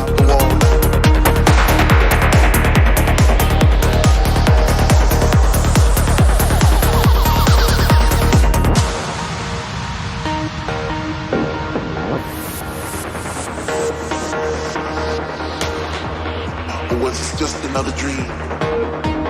Am I even here at all? I see faces in the crowd and it seems like they're looking through my soul. Like I'm this invisible man who's trying to become whole, but screaming to the top of my lungs, but no one seems to hear me. Here again, it's really hard to mix in the leads and the vocal. Maybe just hear me.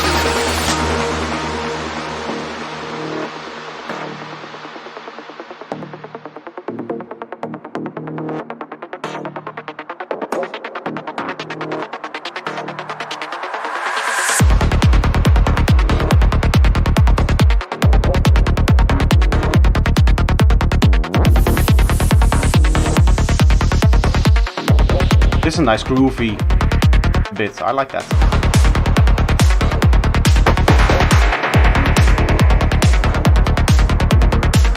Didn't I say who this was? I thought I said it, no?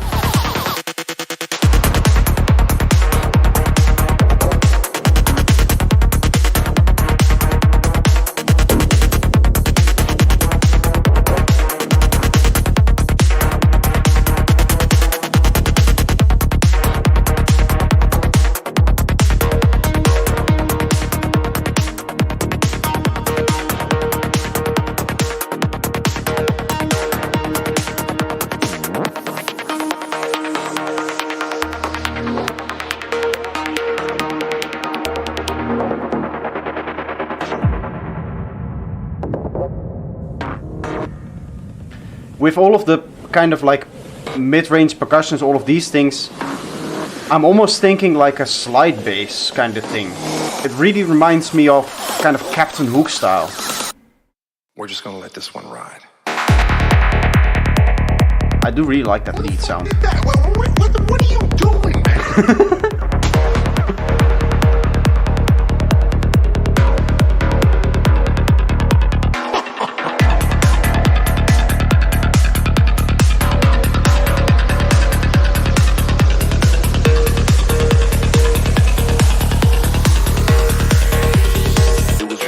Nights I was feeling kind of lethargic and I knew I shouldn't went to that place at all. Whatever was in my mind, my body pushed those thoughts aside because it just wanted to dance.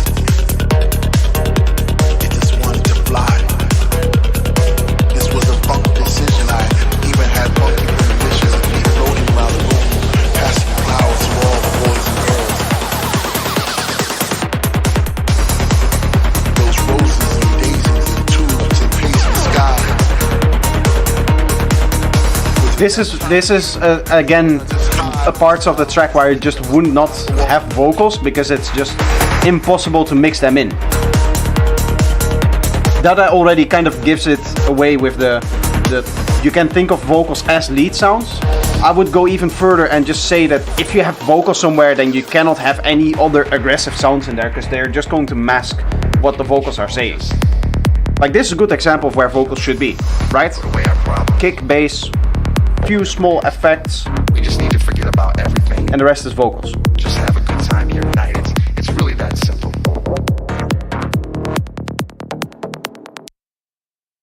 I do really like the sound design of it.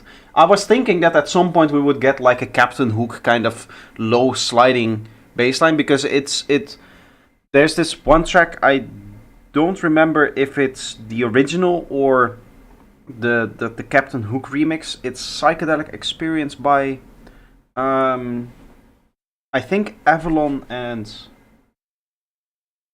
let me find this. There's a really good track that kind of uses the same sound design as you, but that uses the kind of like sliding bass line.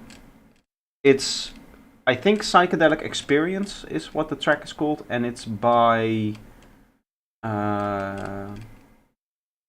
It is Ace Ventura, Liquid Soul, and then I think it is the remix, which is the Captain Hook remix. Yes, yes. This one. Psychedelic Experience Captain Hook remix by Ace Ventura and Liquid Soul.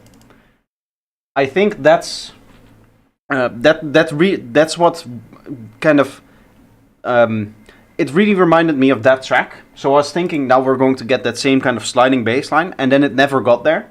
So that distracted me a little bit. Overall, though, I do still think that the kick and bass works. It's from Ranji, right? I don't know. I don't think... No. This is the one that I mean. There is a Psychedelic Experience also by Run G. Yeah.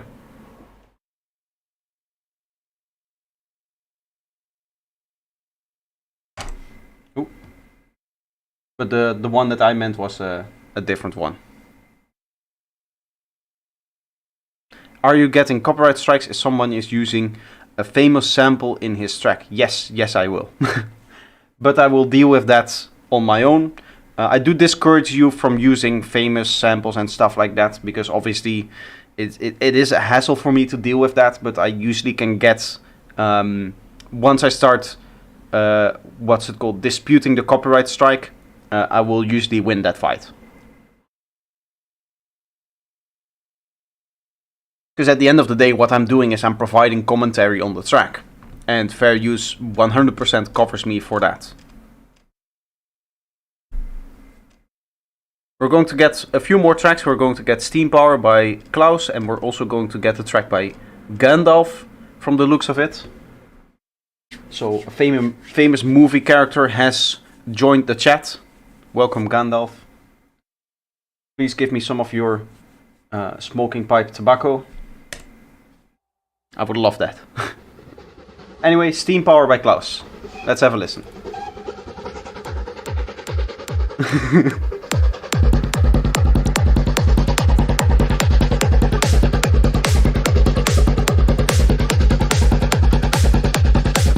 My stereo analyzer really loves this track.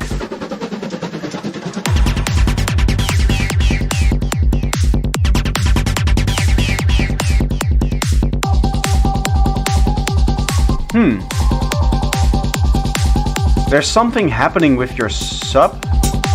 It almost looks like it's just like one sub. Did you remove the sub and just have like a very long kick with a sub?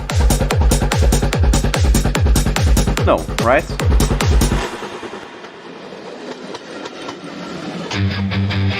Ooh.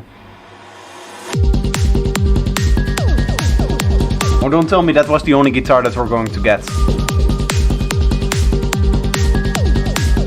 Just a little tease.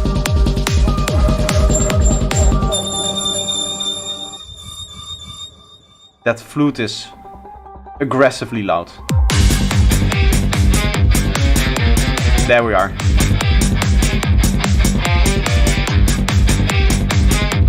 Make the guitar stereo, like double tracking and stereo widening. Gives it extra power. I think you have a kick and bass cleanliness problem then, if that's not the case.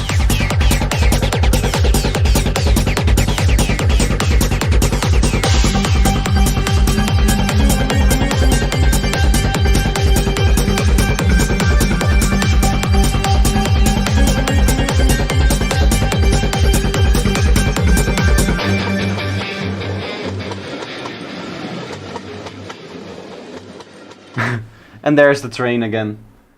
It's like the Doppler effect. The train just kind of fades out and goes lower in pitch because it's driving away at the end of the track. That's a really cool concept, actually. It's short. Yeah, it's just 2 minutes. I think you have a problem in this one with kick and bass cleanliness. So you would need to resample and... Is there a part where it's just a kick and bass on its own? Here, right? Oh. Yeah, I think the kick extends into your offbeat bass note. So that's probably the biggest problem to check, is if your kick is not too long. Just wanted to have some fun. It does sound very cool. It does sound very nice.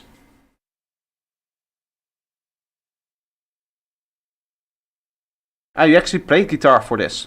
Usually when you do guitar recordings, you don't record the guitar once. You record it twice so that you can place one in the left channel, one in the right channel, and then you get a nice big stereo effect. That's what you hear when... That's why metal bands, when they perform live, they have two rhythm guitars.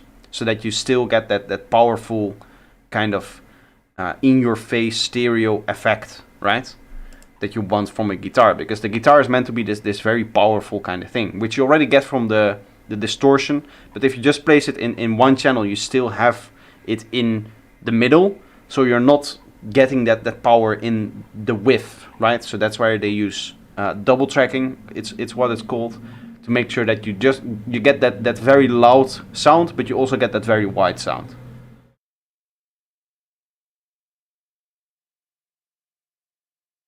You could just make a copy of the track and do some Haas effects. Yeah, you could do that as well, but part of the effect, part of the appeal is the imperfections between the left and the right channel, right? If you take the same track and use the Haas effect, you'll have the same kind of stereo field all the way through. If you record it again, you will get like a completely new version. Can they just use two mics instead of two guitars? It depends. If you're going acoustic, you can double track with one guitar take by offsetting the mics 90 degrees and then record the stereo field. The problem with that for electric guitar is you record the amplifier. So the amplifier needs to be recorded in a way it's very sensitive to mic placement. So you cannot just place two microphones in there. One will sound like good and the other one will sound off because it's not in the right space, right? The microphone, I believe, needs to be almost perfectly aligned to the center of the speaker comb for your amp. I don't know any recording theory, by the way. This is from what I've been hearing in passing over the last 10 years while like looking at YouTube videos for mixing tutorials and stuff like that. So I'm not an expert on any of this. But what I do know is that they just use double tracking because it's the most natural way to get that kind of stereo field. And you do want to do like two recordings because you want the signal to be diverse, because that's what generates the stereo field for you. Even if you use 2 times the same microphone, it will still be the same signal for both microphones passing through the amplifier and generating the sound that we then hear. There's going to be differences between them because you're positioning the mics differently and stuff like that. But it's not going to be as big as a difference as if you were to just play the same thing twice. Now we have, it's actually Gandalf England. English Gandalf. Because normally he's from like Middle Earth, right? Track 3, Pas encore mixé. Let's have a listen. Some Dark Side. It's almost 8 minutes long.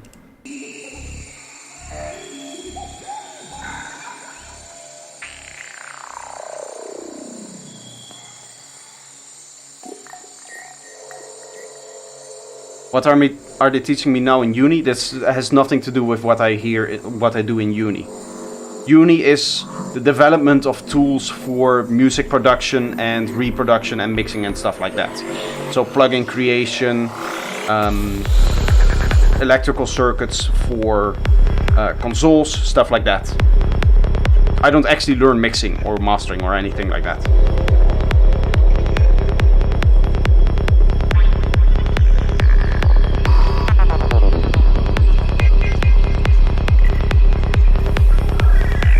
Nice atmospheres.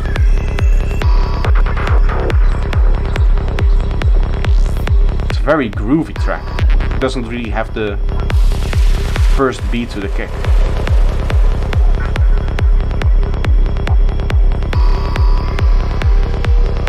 first beat to the kick, first note of the bass line, right? The one after the kick. This little gap there.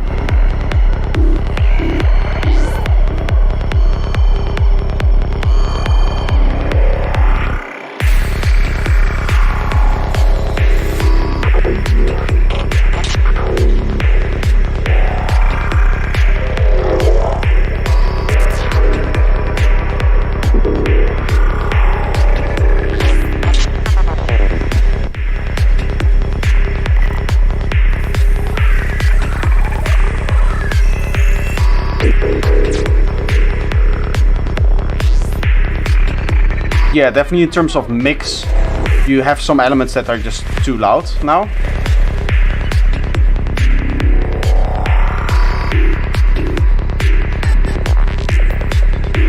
Also that like dotted 1/2 note impact, it's 1/2, right? Yeah. Oh, it's gone already. I would have that dotted 1/2 impact, preferably have like different positions in the spectrum if that's possible. Maybe with like a bandpass filter on it, so that every note is a little bit different and it's not just the same sound repeating.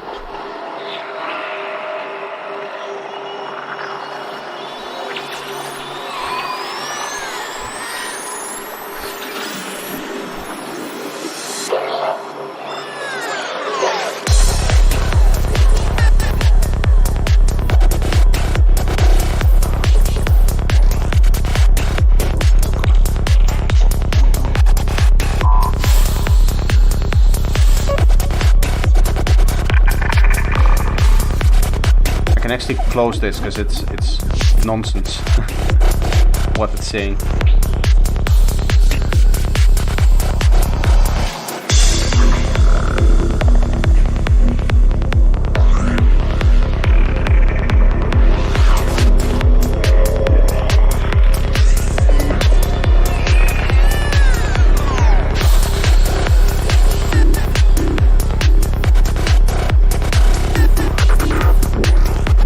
Very groovy.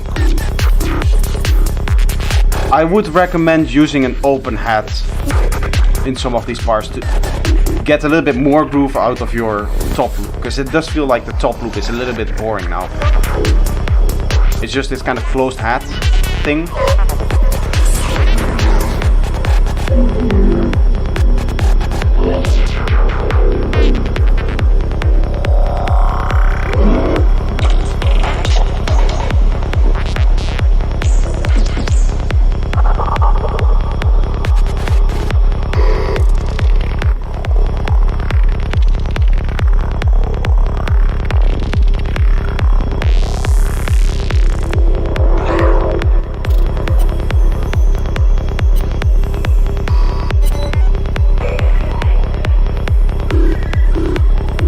Some tracks, this is the last one. You guys are still like 3 minutes. Otherwise I'll just put on one of mine and take a quick break.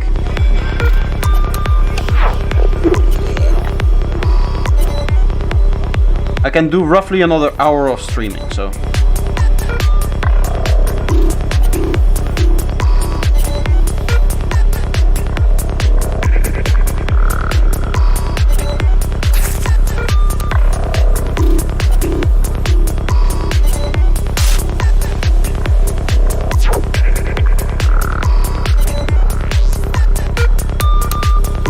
Maybe a bit much on the low mids.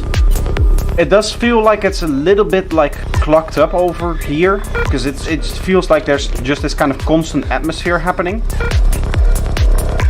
Kind of this like low reverb rumble kind of thing. Maybe you want to choose to have some sections not have that.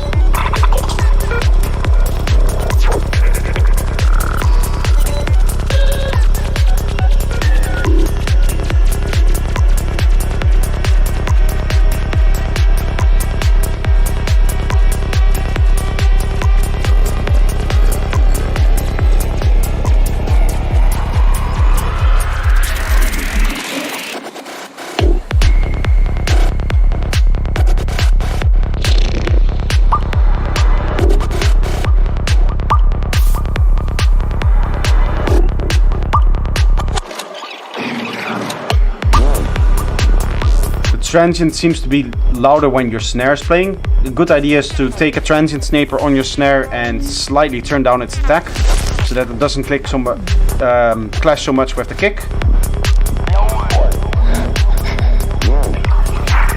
Also, maybe you have some baseline cleanliness problems. Make sure that you check for that, right? And if that's the case, then resampling will help.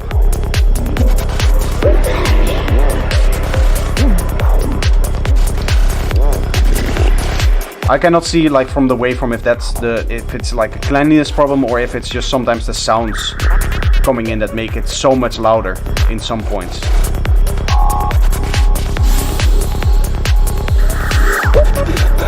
Like that, right?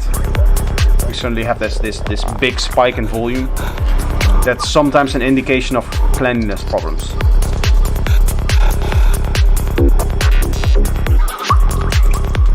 But it might have to do with the mix not being perfect as it is right now. As you said in your message.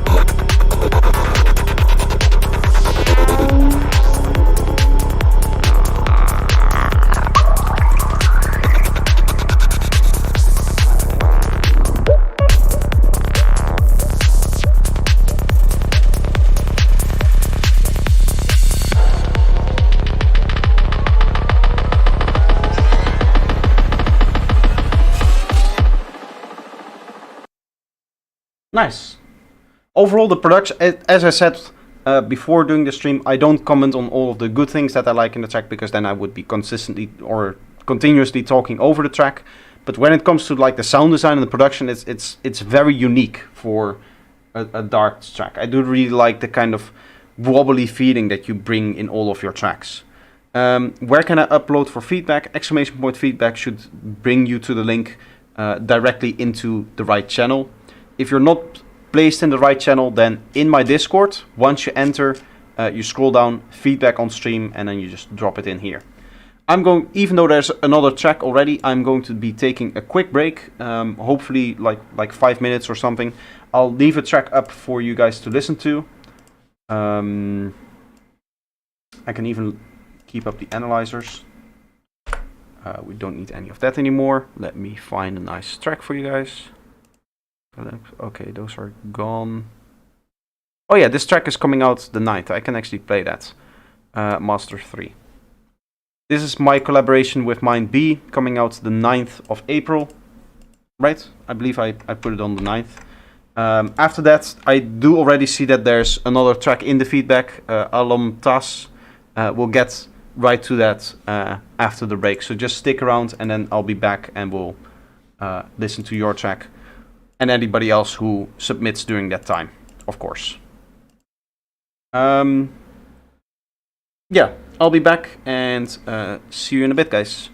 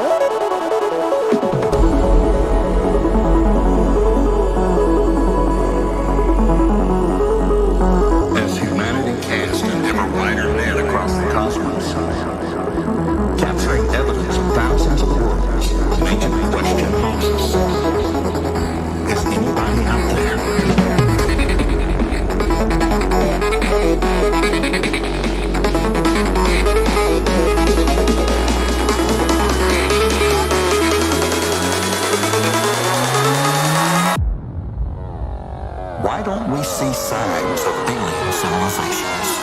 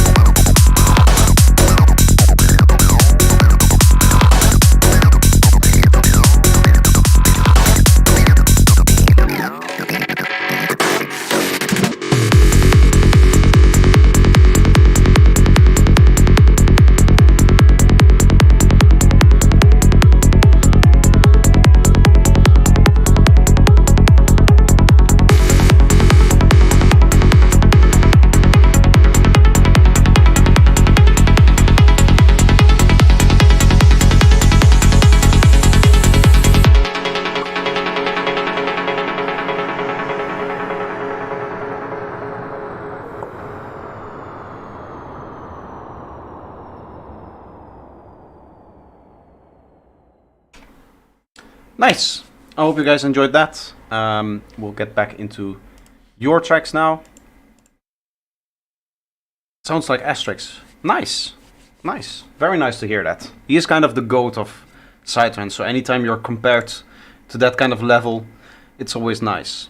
So next up, Eye of the Desert. We've already heard this track in the last feedback stream, but there have been some improvements to the kick and bass, as well as finalize some other things, according to Alomtas. Synthesia Alomtas Synaptic Eclipse is the artist name. Eye of the Desert. Let's have a listen. Is it showing up? Yes.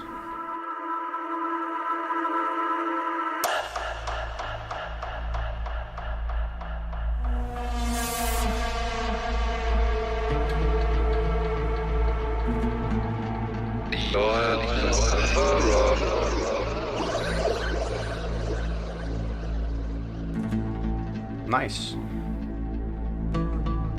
I always like the use of real-world instruments like this.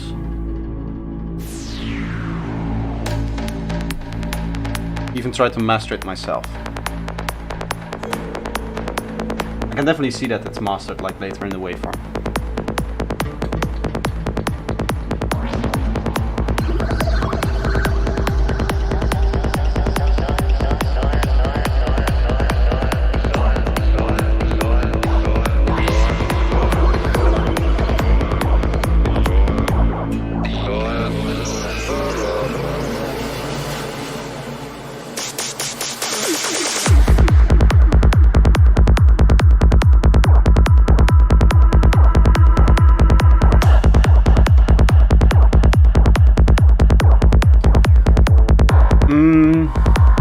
When it comes to the bass line here,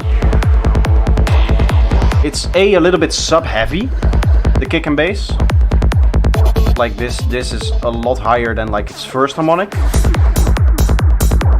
which for psytrance usually isn't the case, even though it being like dance music. But also I would say that the bass is a little bit too loud with respect to the kick.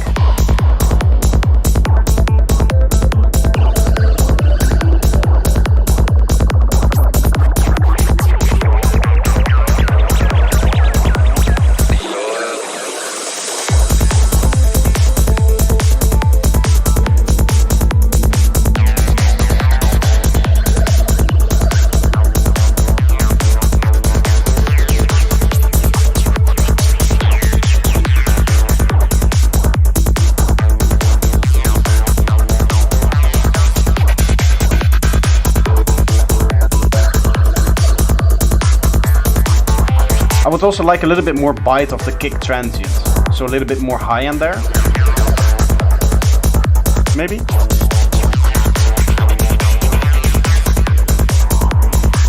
It feels like the kick is a little bit low in the mix, maybe. Maybe that's it. Not so much the bass like being high in volume, but the kick a little bit too low. I don't think like it has any cleanliness issues, I would say. So that's well done.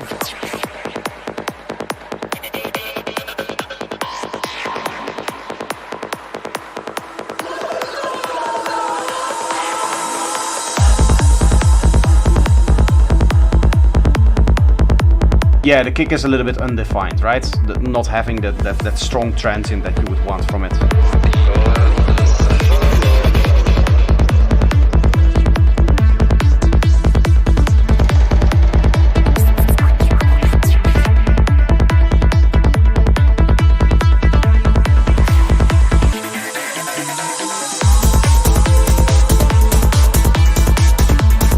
But it is a very groovy track, I do really like it. Good sound design.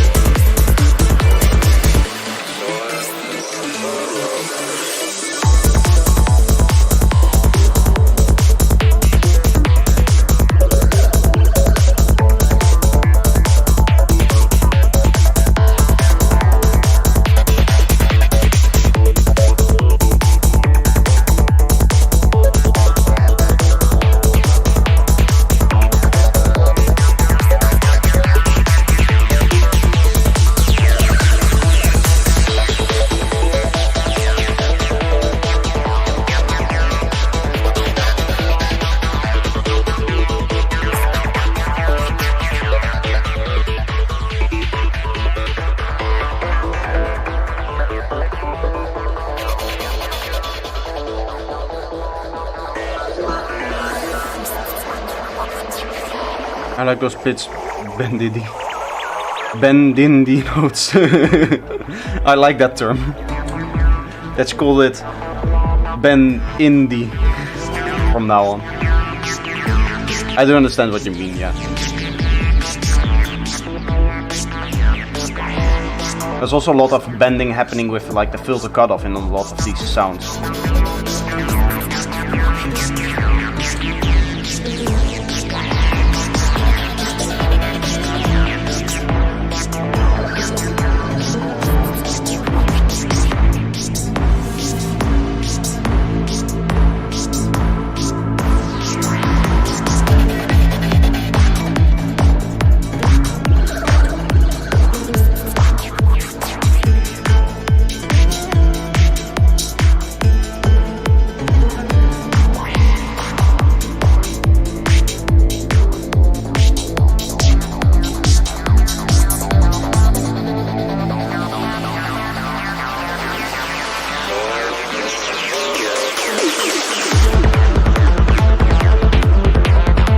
I think there it's a little bit loud going into the kick and bass.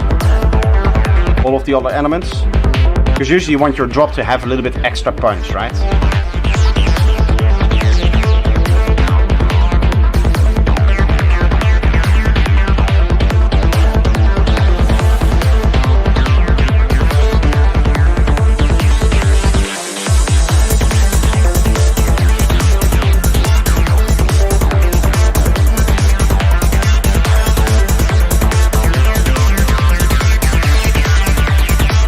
there is a lot happening in this part. It's hard to concentrate on what the main element is.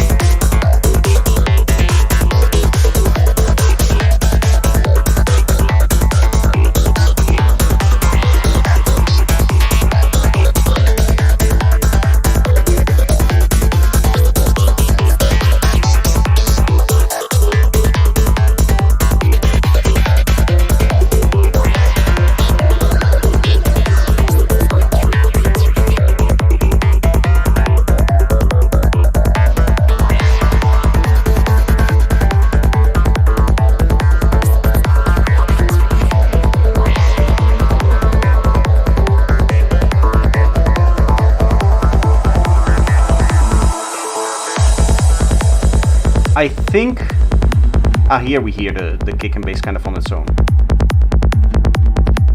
Yeah, okay.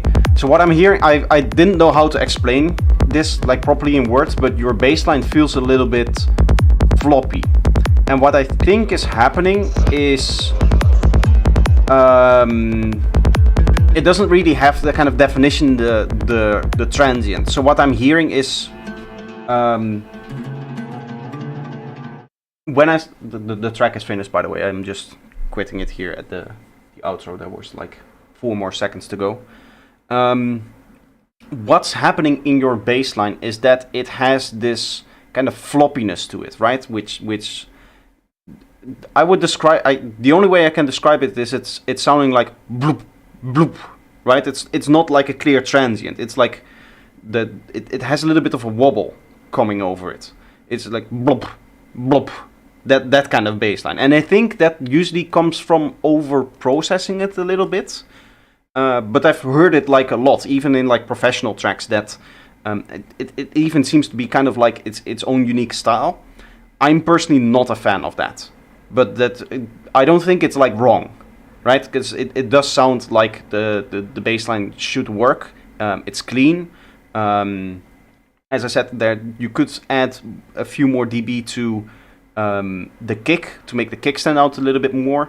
But what I would suggest, I would suggest making sure that the transients are a little bit stronger, and 2, I would pull away a little bit of the focus from the sub bass and pushing that a little bit more into the first harmonic tracks. And I think it just has to do with a lot of processing, and specifically processing where each of the filter cutoffs that you're using for your multibands when you're doing the phasing and all of the kind of like standard processing with the phasing that you tend to do on your bassline.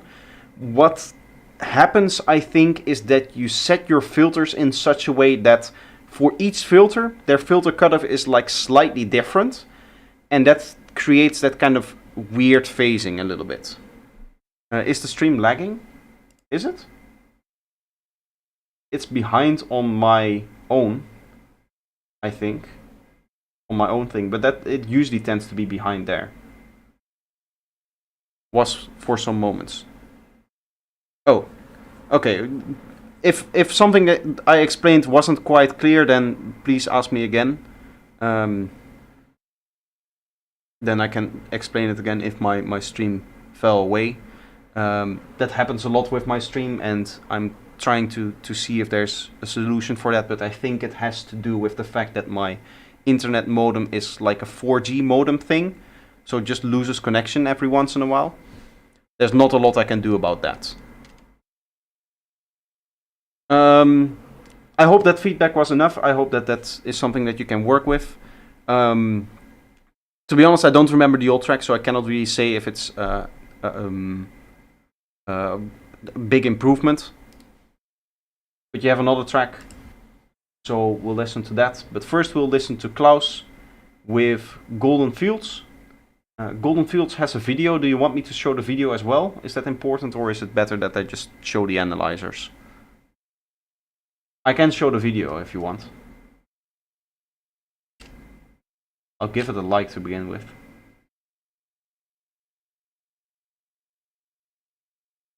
If the video is like a visual for the track, then obviously I would show it. Because that would be nice. It's just field and clouds. Then I'll leave the analyzers. Golden Fields by Klaus K.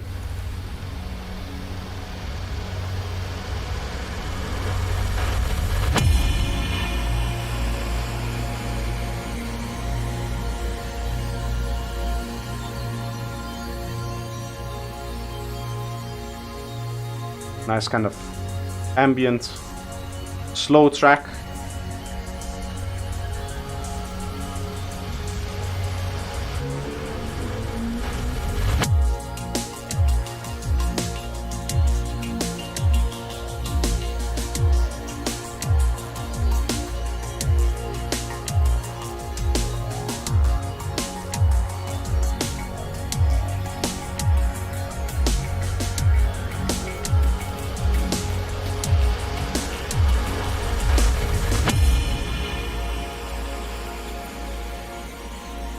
Really nice, I like this.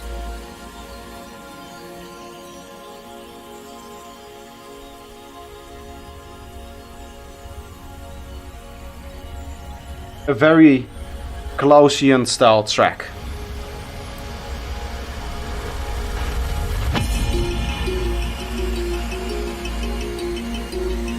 There we are with the real world instrument.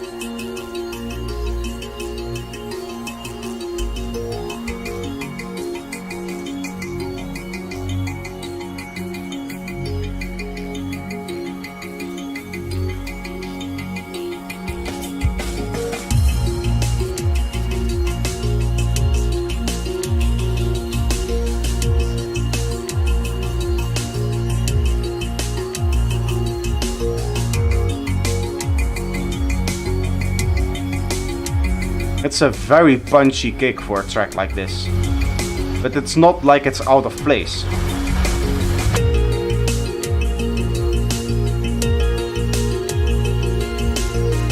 It's almost a track that, or a kick that you would expect in like normal trance, right? Like if you go to the Vengeance sample packs and you go into the trance kicks, after the track I'll browse a little bit to show you what I mean. It really has this very strong punch down.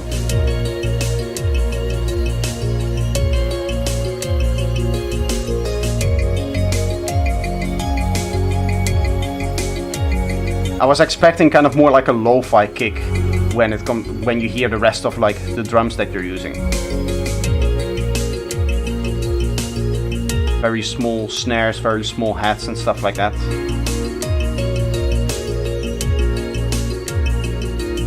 I would maybe say that the hats could be a little bit louder.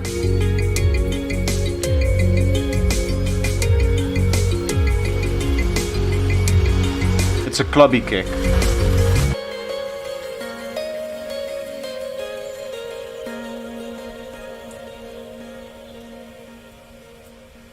Very nice.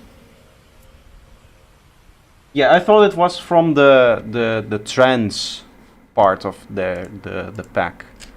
If I go into, where is that? It's gonna be volume 4. Where is that? Or do they have that in the main one?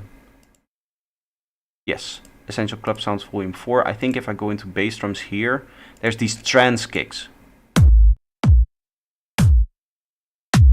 These have the same kind of punch. Obviously what you did is you kind of took out the mid-range, I think. But this... yeah, this has the same kind of punch to it in some kicks. That's very long pitch down at the lower frequencies. I do like it though. It's not, as I said, it's not like out of place in a technical stance. I just expected a different kick from it. It is very, very good sounding. Alom Tas, here's another track, River of Wisdom. Let's have a listen. I'll keep this up because I know this graph is broken. Like it's like showing a lot more, that there's a lot more stereo information than that there really is. But I can still use the average. I don't think that that's broken. One thing that I saw at the beginning, but I didn't comment on, was that you were going over halfway. So this is completely mono, this is completely out of phase, right? For those who know how to read a stereo graph will know what that means. You'll usually want to stay above kind of the halfway point, but fairly close when it comes to this kind of thing. What's cool about like this ambient kind of music is that it's almost exclusively listened to on headphones, so you can actually go over it. Because for headphones it doesn't matter. We don't care about monocompatibility if the only system that we're listening on is binaural, which is what headphones are. For those who don't know what the difference is between stereo and binaural, in stereo you have a left and a right speaker, and the right speaker goes into your right ear and then a little bit later into your left ear, whereas with headphones the right speaker only goes into the right ear. So that's kind of the essential difference. And what it means for like mixing, when you're mixing purely for like that binaural experience, which a lot of ambient music is like purely listened on, people who are like studying, people who are relaxing, that kind of stuff, is that monocompatibility really isn't that important. Unless you want to argue that your mixes should translate a little bit better to like Bluetooth speakers and stuff like that. Because maybe people will put it on in as background music on a Bluetooth speaker or something like that, then it can cause issues. But I think when it comes to ambient music, a lot of people listen to it while studying on like Bluetooth earphones or headphones or stuff like that, and then it just doesn't matter what monocompatibility is doing, because I would even argue that being very, very stereo can give that sensation of ultra wideness, right? And because like ambient music isn't really meant to be listened to in a club, you're not mixing for a club, you don't really have to care that much about mono systems. So I did see that it was like technically more stereo than you want it to be, but for the kind of music that you're making here, that can actually work. Anyway, Rivers of Wisdom by Synthesia, Alom Tas, or Synaptic Eclipse. He uses 3 different names. That's okay. Everybody has nicknames.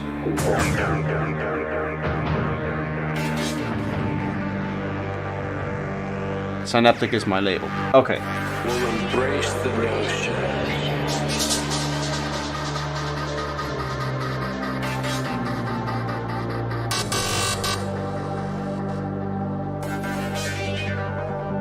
that when the heart thinks,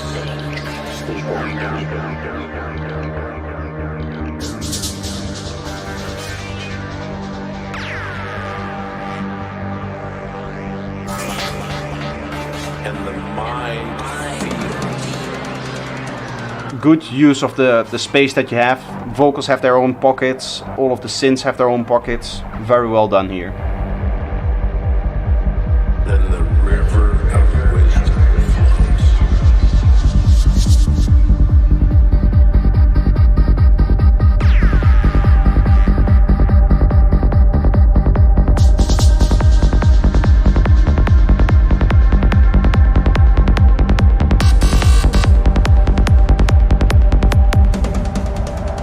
That's where society is now going to next.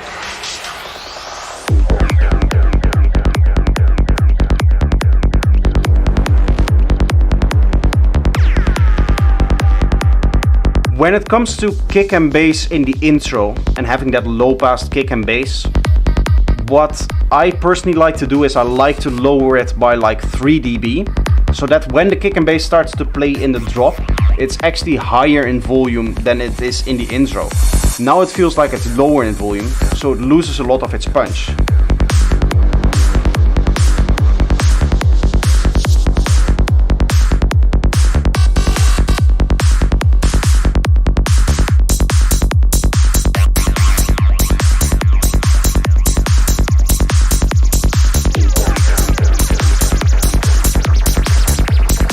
nice bright hats. Be aware of the extra peaking that you're getting when you're having such a strong hat on top of it. Clip your hats, stuff like that. Clip your like percussion loop as well, a little bit.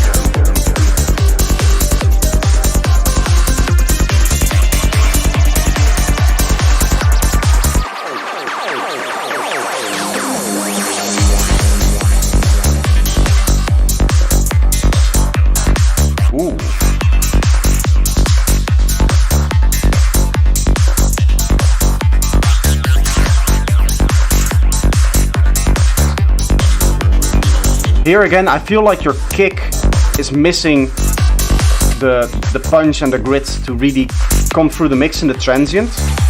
It's the same problem with your last track that I said, that your transients are like lower in volume than the rest of it. For me personally, my transient is like a dB and a half louder than the sub bass of my kick. And as I said, my bass line is usually also quieter than my kick, and you seem to have it louder here.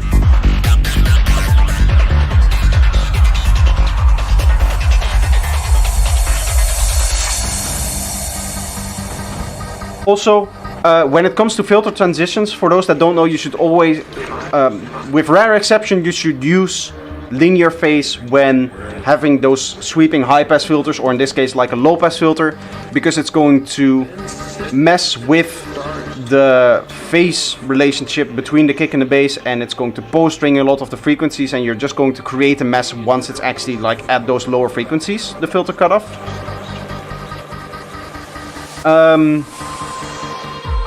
And I can like see it in the waveform board. You can also hear that when you're low passed, you can see the mess that we're dealing with here, right? It just completely shifts the kick and bass relationship. Linear phase doesn't do that. I know it adds latency, but that's just a thing that you have to deal with in your production.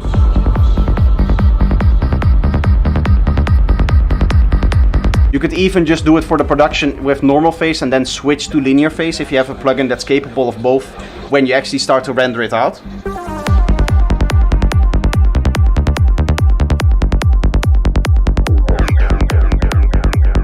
Yeah, I would say that your bassline is a little bit too loud.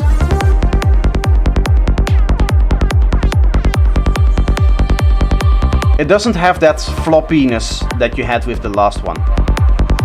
I definitely like the sound of this one a little bit more.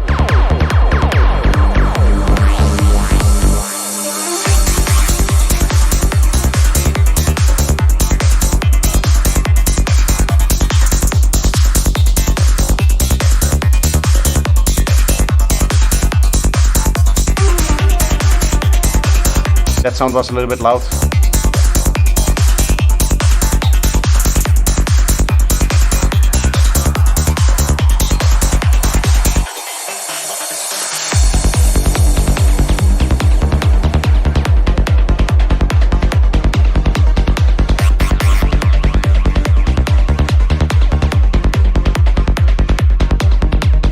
The hi-hat is a little bit piercing. Do you think so? I actually like a bright, strong hi-hat like this.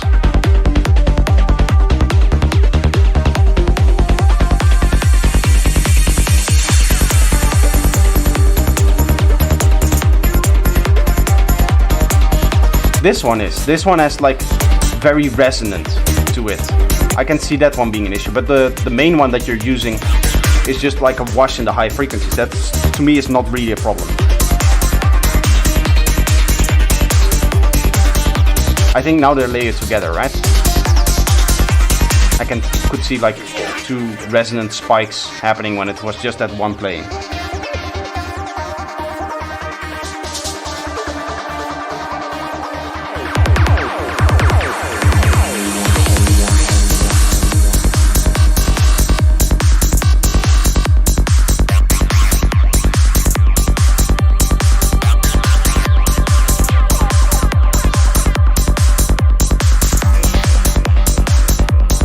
this hi-hat on its own, for me, it does actually sound pretty nice in the mix.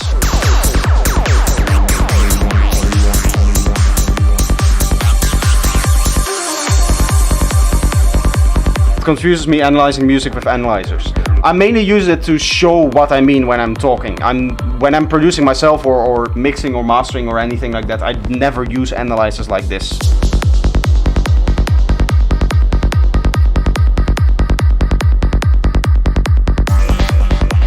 There's a lot of things that I cannot really point out unless I have an analyzer like in front of me to show like the frequency area that I'm talking about, or the specific part in the waveform, or the stereo thing, right? It's don't take away from the fact that I'm using analyzers now that I'm always using analyzers when I'm producing or mixing or mastering or something like that. That's not what this is meant to be. This is meant to be a tool for me to, when I find the problem, when I hear something that I want to point out, to have a pointer that I can point to, like, oh, it's this part of the waveform, it's this part of the frequency spectrum, it's this part of the stereo field, that stuff, right? It's not meant for me to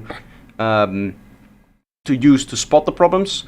Although I will say that for a bunch of problems that that aren't really audible, mainly like kick and bass cleanliness, I do use it, right? I do use the waveform view to check if the kick and bass is clean. And the reason for that is kick and bass cleanliness, when you're just listening to psytrance, you will never really hear it, and it's never really a problem. But when your psytrance track goes into a PA system where everything is very, very fine-tuned, and there's like limiters on it, and there's a lot of gain going on and all that kind of stuff, when it's played through a professional system, then having a clean kick and bass makes it translate a lot better to that kind of system. So bass cleanliness, it's not something that I can hear listening to it on these headphones. So for that, I do use this analyzer to just quickly look at the transient of the kick and the transient of the bass line, and the parts where they're like summing together and stuff like that, to see if there's like clean separation between all of the bass notes, between the kick and the bass line, and all of that stuff. If there's no weird stuff happening in the transient and stuff like that. I remember this analyzers. This is called Signalizer. Signalizer. It's right here. I'm using presets for Signalizer. These are presets that I got from a different content creator called Musar, and I don't think I have them anymore as presets. I only have the presets because I still have the presets of the rack that they open up with. This has tons of options. Right now this shouldn't be on, but this is like the oscilloscope. You can paint it differently and stuff like that. If I go in here, you can see how many different options there are for the way it behaves. You can set like window size and all that kind of very precise detail that you might want in an analyzer every once in a while, all of that stuff. So it is a very, very good. I haven't seen him in a long time. Yeah, no, same to me. He did do streams on Twitch. Yeah, that's where I got this whole setup from. I watched him for a long time, and then he spent like a week ranting solely on politics. And to be honest, when I want to be entertained and stuff like that, for one, it was like all American politics, so it wasn't really relevant for me. What an idiot. It wasn't really relevant for me, and it was like, okay, I'm just finished like doing my own stream or doing something else. I want to be entertained, right? I don't want to have to think about something as brutal as police violence, which is what that was about. It was right around the time that the whole George Floyd happened. Not that I don't care about that stuff. It's obviously horrible that kind of thing just is kind of the norm in a lot of, I would say America, but let's be real, in a lot of parts of the world, this is a big problem, right? Racism, all that kind of thing. I just don't want to be reminded of that when I'm booting up a music producer stream. So for me, that's kind of where I stopped watching him. But I would still watch his like YouTube videos and stuff like that. But he seems to just have completely stopped with that.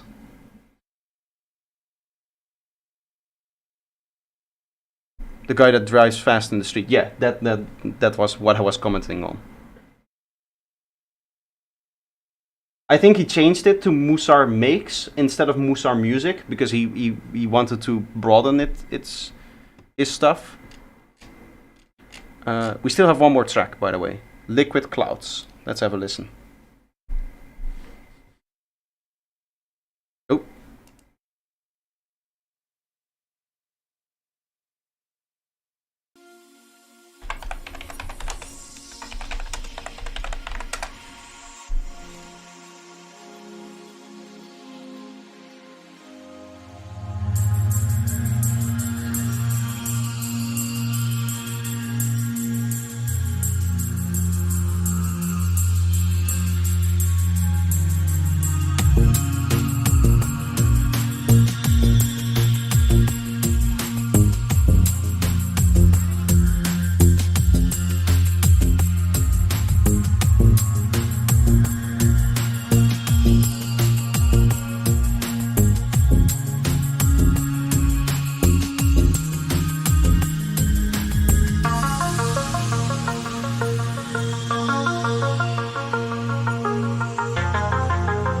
There's sidechain on the bass line from the kick in this track.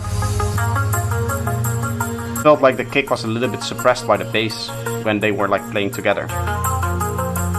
When both hit at the same time.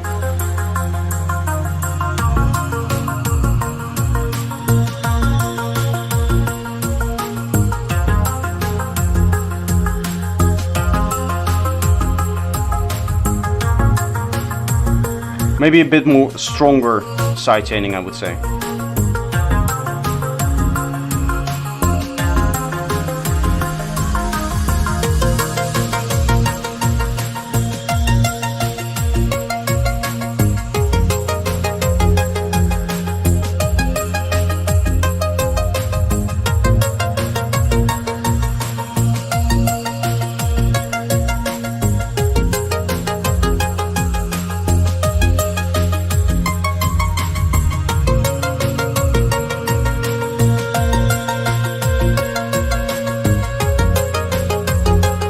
The kick isn't, as I say, not really coming through. It doesn't really have the oomph from it. I would want that a little bit more. Even though this is like a slow ambient style, the kick is still very important in that it's the main rhythm of your track.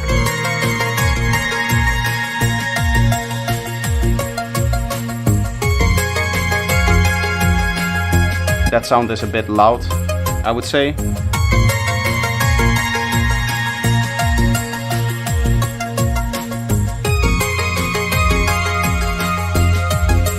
Also because it's so high in the higher frequencies, it gets closer to like 250k or 2.5k, which is the main area where we hear loudness. So for sounds that have much frequency content around that area, you already want to lower them in the mix more than you would if that frequency content was like playing at, I don't know, 500 hertz.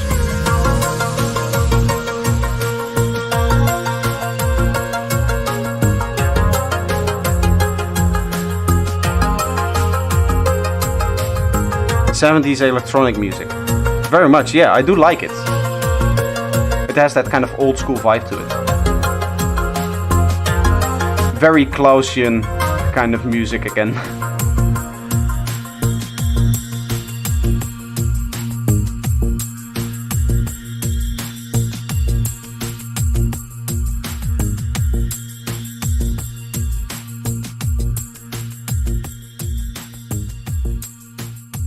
Bit of detail work, as I said, the side chaining and that one sound being a little bit on the loud side because of its more content in the area that we tend to perceive as very loud very easily.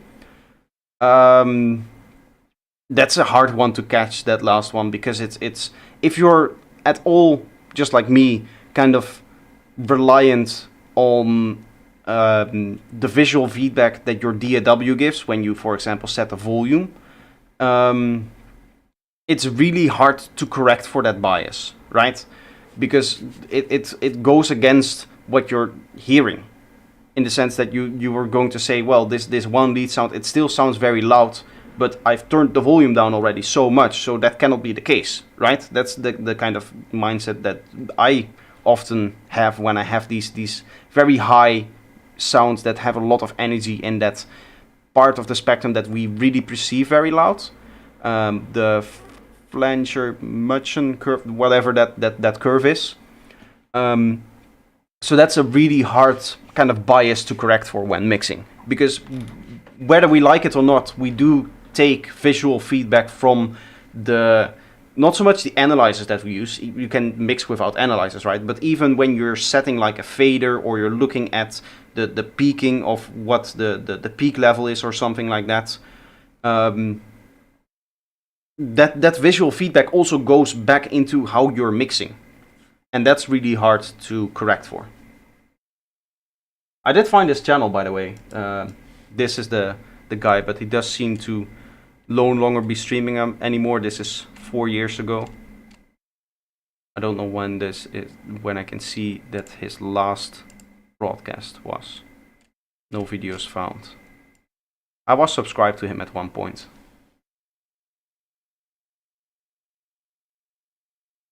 Let's see if he still has an active YouTube. 404 not found. Okay, seems that he has gone off the grid a little bit.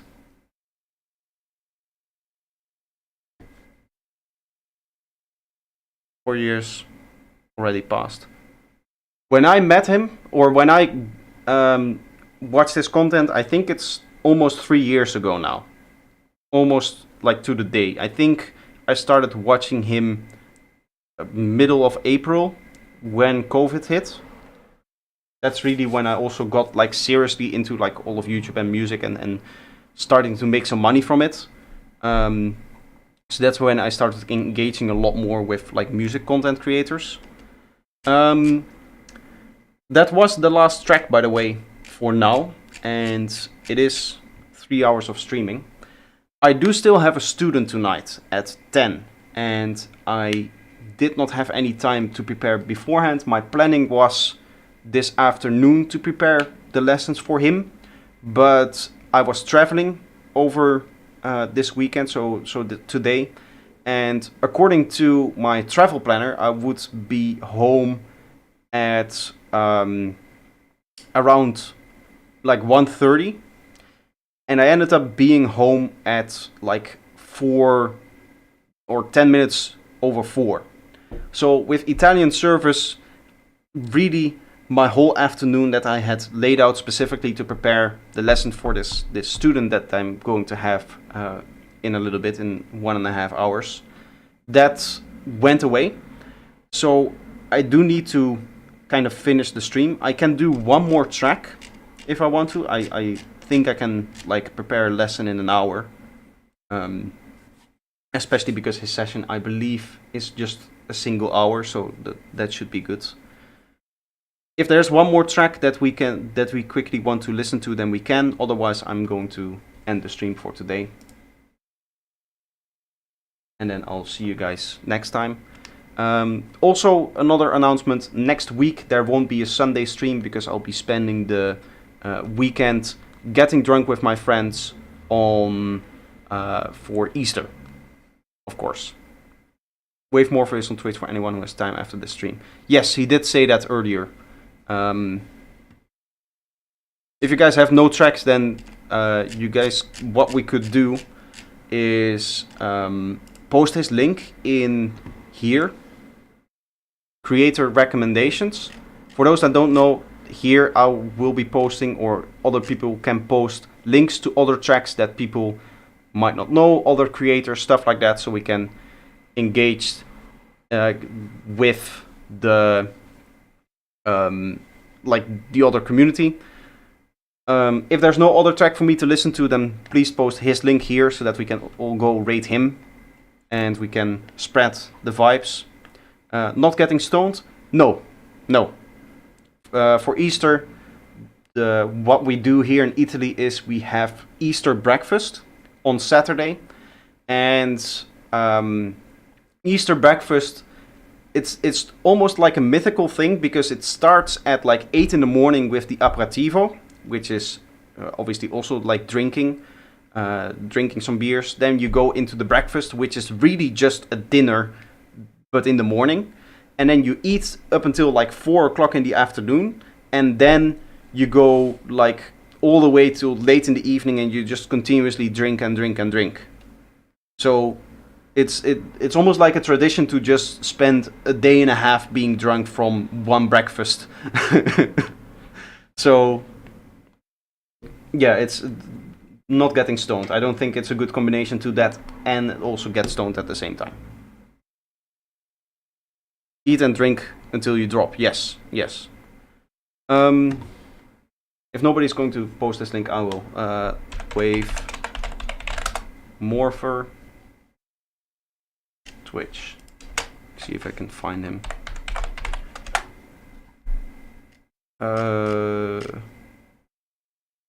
Does anybody have a link to his channel?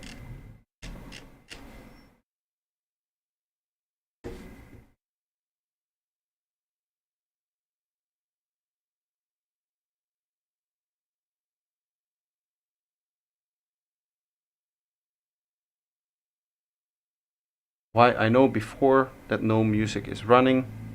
By too much speaking, too less music examples.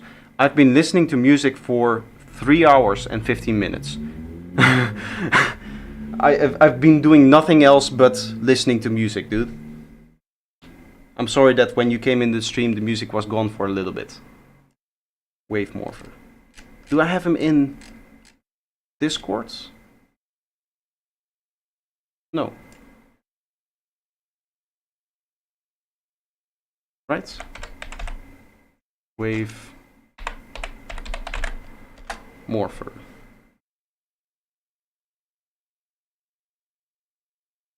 Wave like, is this his account?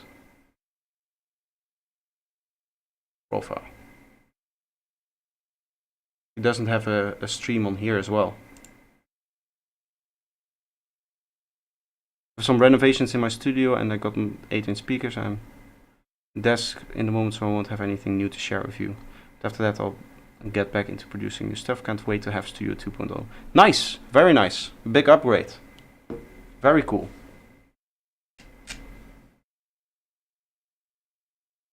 I thought I had Wave Morpher in my Discord.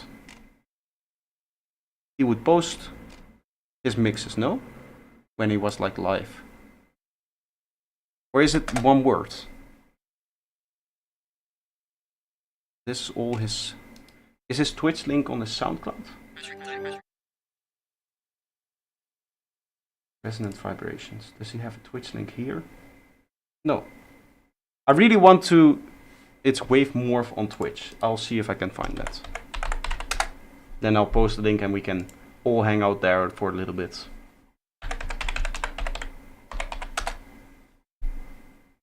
Wave Morph. There we are. Yes. Creator recommendations. Bam. I just posted his link. Creator recommendations. If you have any other creators that you want to recommend at any time to me or to the community, always make sure that you can post it in here. That's where I have that for. For now, I would invite everybody, as other people have already said, to come and hang out in here in the stream. I'm going to end it for today.